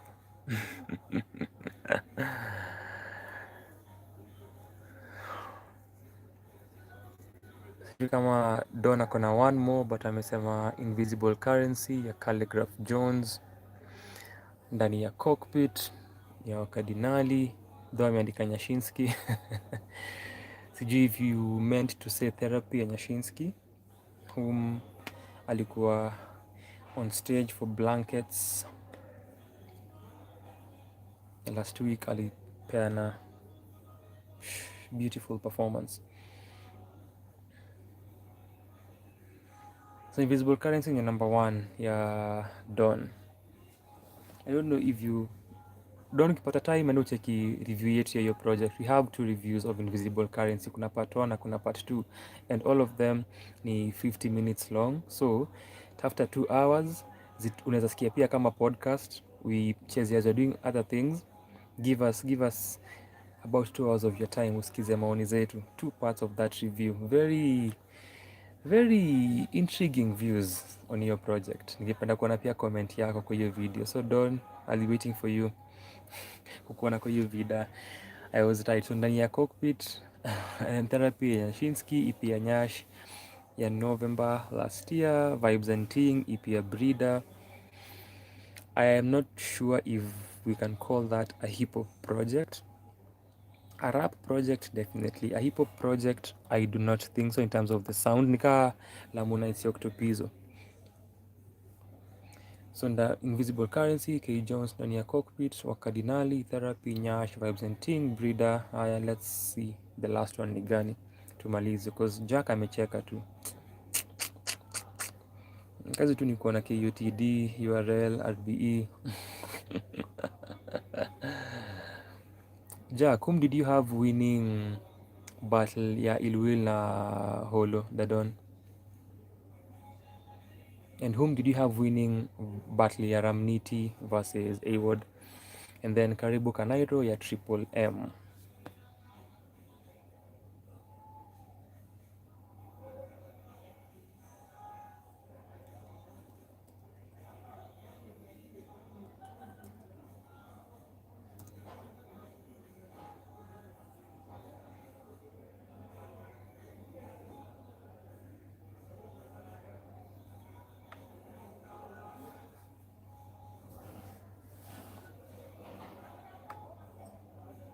Video list ya Don.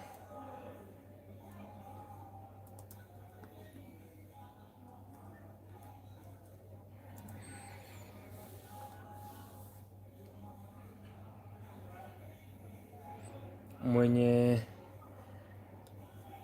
Don ameamua ku honorable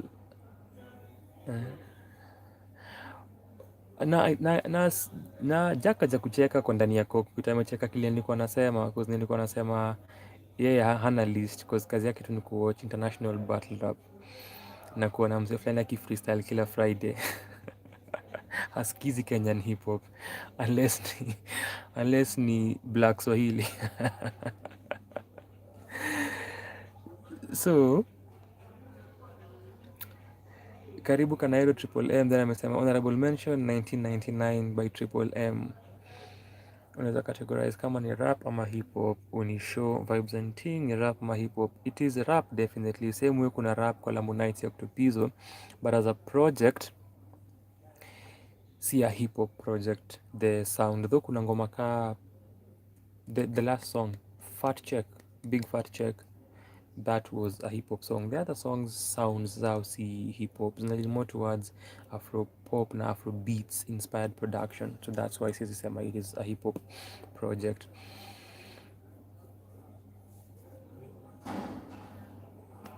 Aya, with that being said, tumemaliza. Shukran sana kwa kutokea kwa another session. Asante sana kwa wakati wako. Shukran Jack, shukran Don for holding us down leo na kukuwa hapa. I will reiterate kile Don alisema earlier. Where is that comment? Alisema hii channel inafaa more recognition man. Bless. Don, asante. If you're watching this, cheza kama wewe, tembeza link ya channel. Don pia tembeza link ya channel, ambia watu wakuje wa join the community, such a beautiful community, and we are glad to have you here. Jack, asante kama kawaida, ulikuwa nasi jana upande wetu mwingine, unajua ulikuwa nasi, na Wambo alikuwa pia na sisi, Alia alikuwa nasi pia. Shukran sana jana. And kuna a collaboration that I did with Jess of leo tunapika, tulibake a cake. That is the collaboration that we did. Ilikuwa chocolate almond cake. I shared that video kwa a post, so check out the community tab of Sanaa kwa Sana, utaona a video that nilifanya on that channel. Beautiful collaboration. Kuna a surprise at the end kwa wale wenye wananijua through Sanaa kwa Sana peke yake, so more reason for you to watch that video. Jack alishaicheki, shukran to Jack, yes, support tunaipenda. If you have not, community tab ya Sanaa kwa Sana icheki. Live hukuwa how often? Don anauliza. Don, hizi live happen kila Sunday without fail, kila Sunday. This, the reason why people should know us, this is our 92nd live.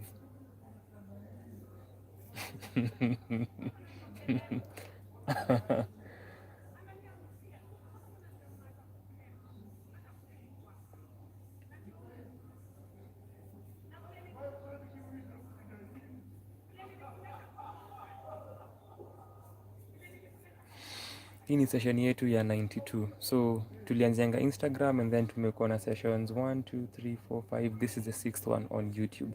So you can find them kwa our live tab, utapata the lives that we've done, and you can find the rest pia nimezi upload as videos. Ukitafuta Sanaa kwa Sana Sunday session utapata all our stuff. You can use that hashtag or you can just type it kwa your search box and everything will appear. We need the watch hours, so you can listen to those kama podcast. Kuna amazing convos that tutasikiza, so shukran sana, shukran sana. Usisahau kucheck out hiyo msanii. Nitamcheki, usiwe na shaka. Hakuna mtu usikia wasanii wengi kama mimi, so usiwari. Shukran sana. With that being said, tuchekiane wiki ijayo for our 93rd Sanaa kwa Sana Sunday session. Shukran if you're watching this afterwards as well.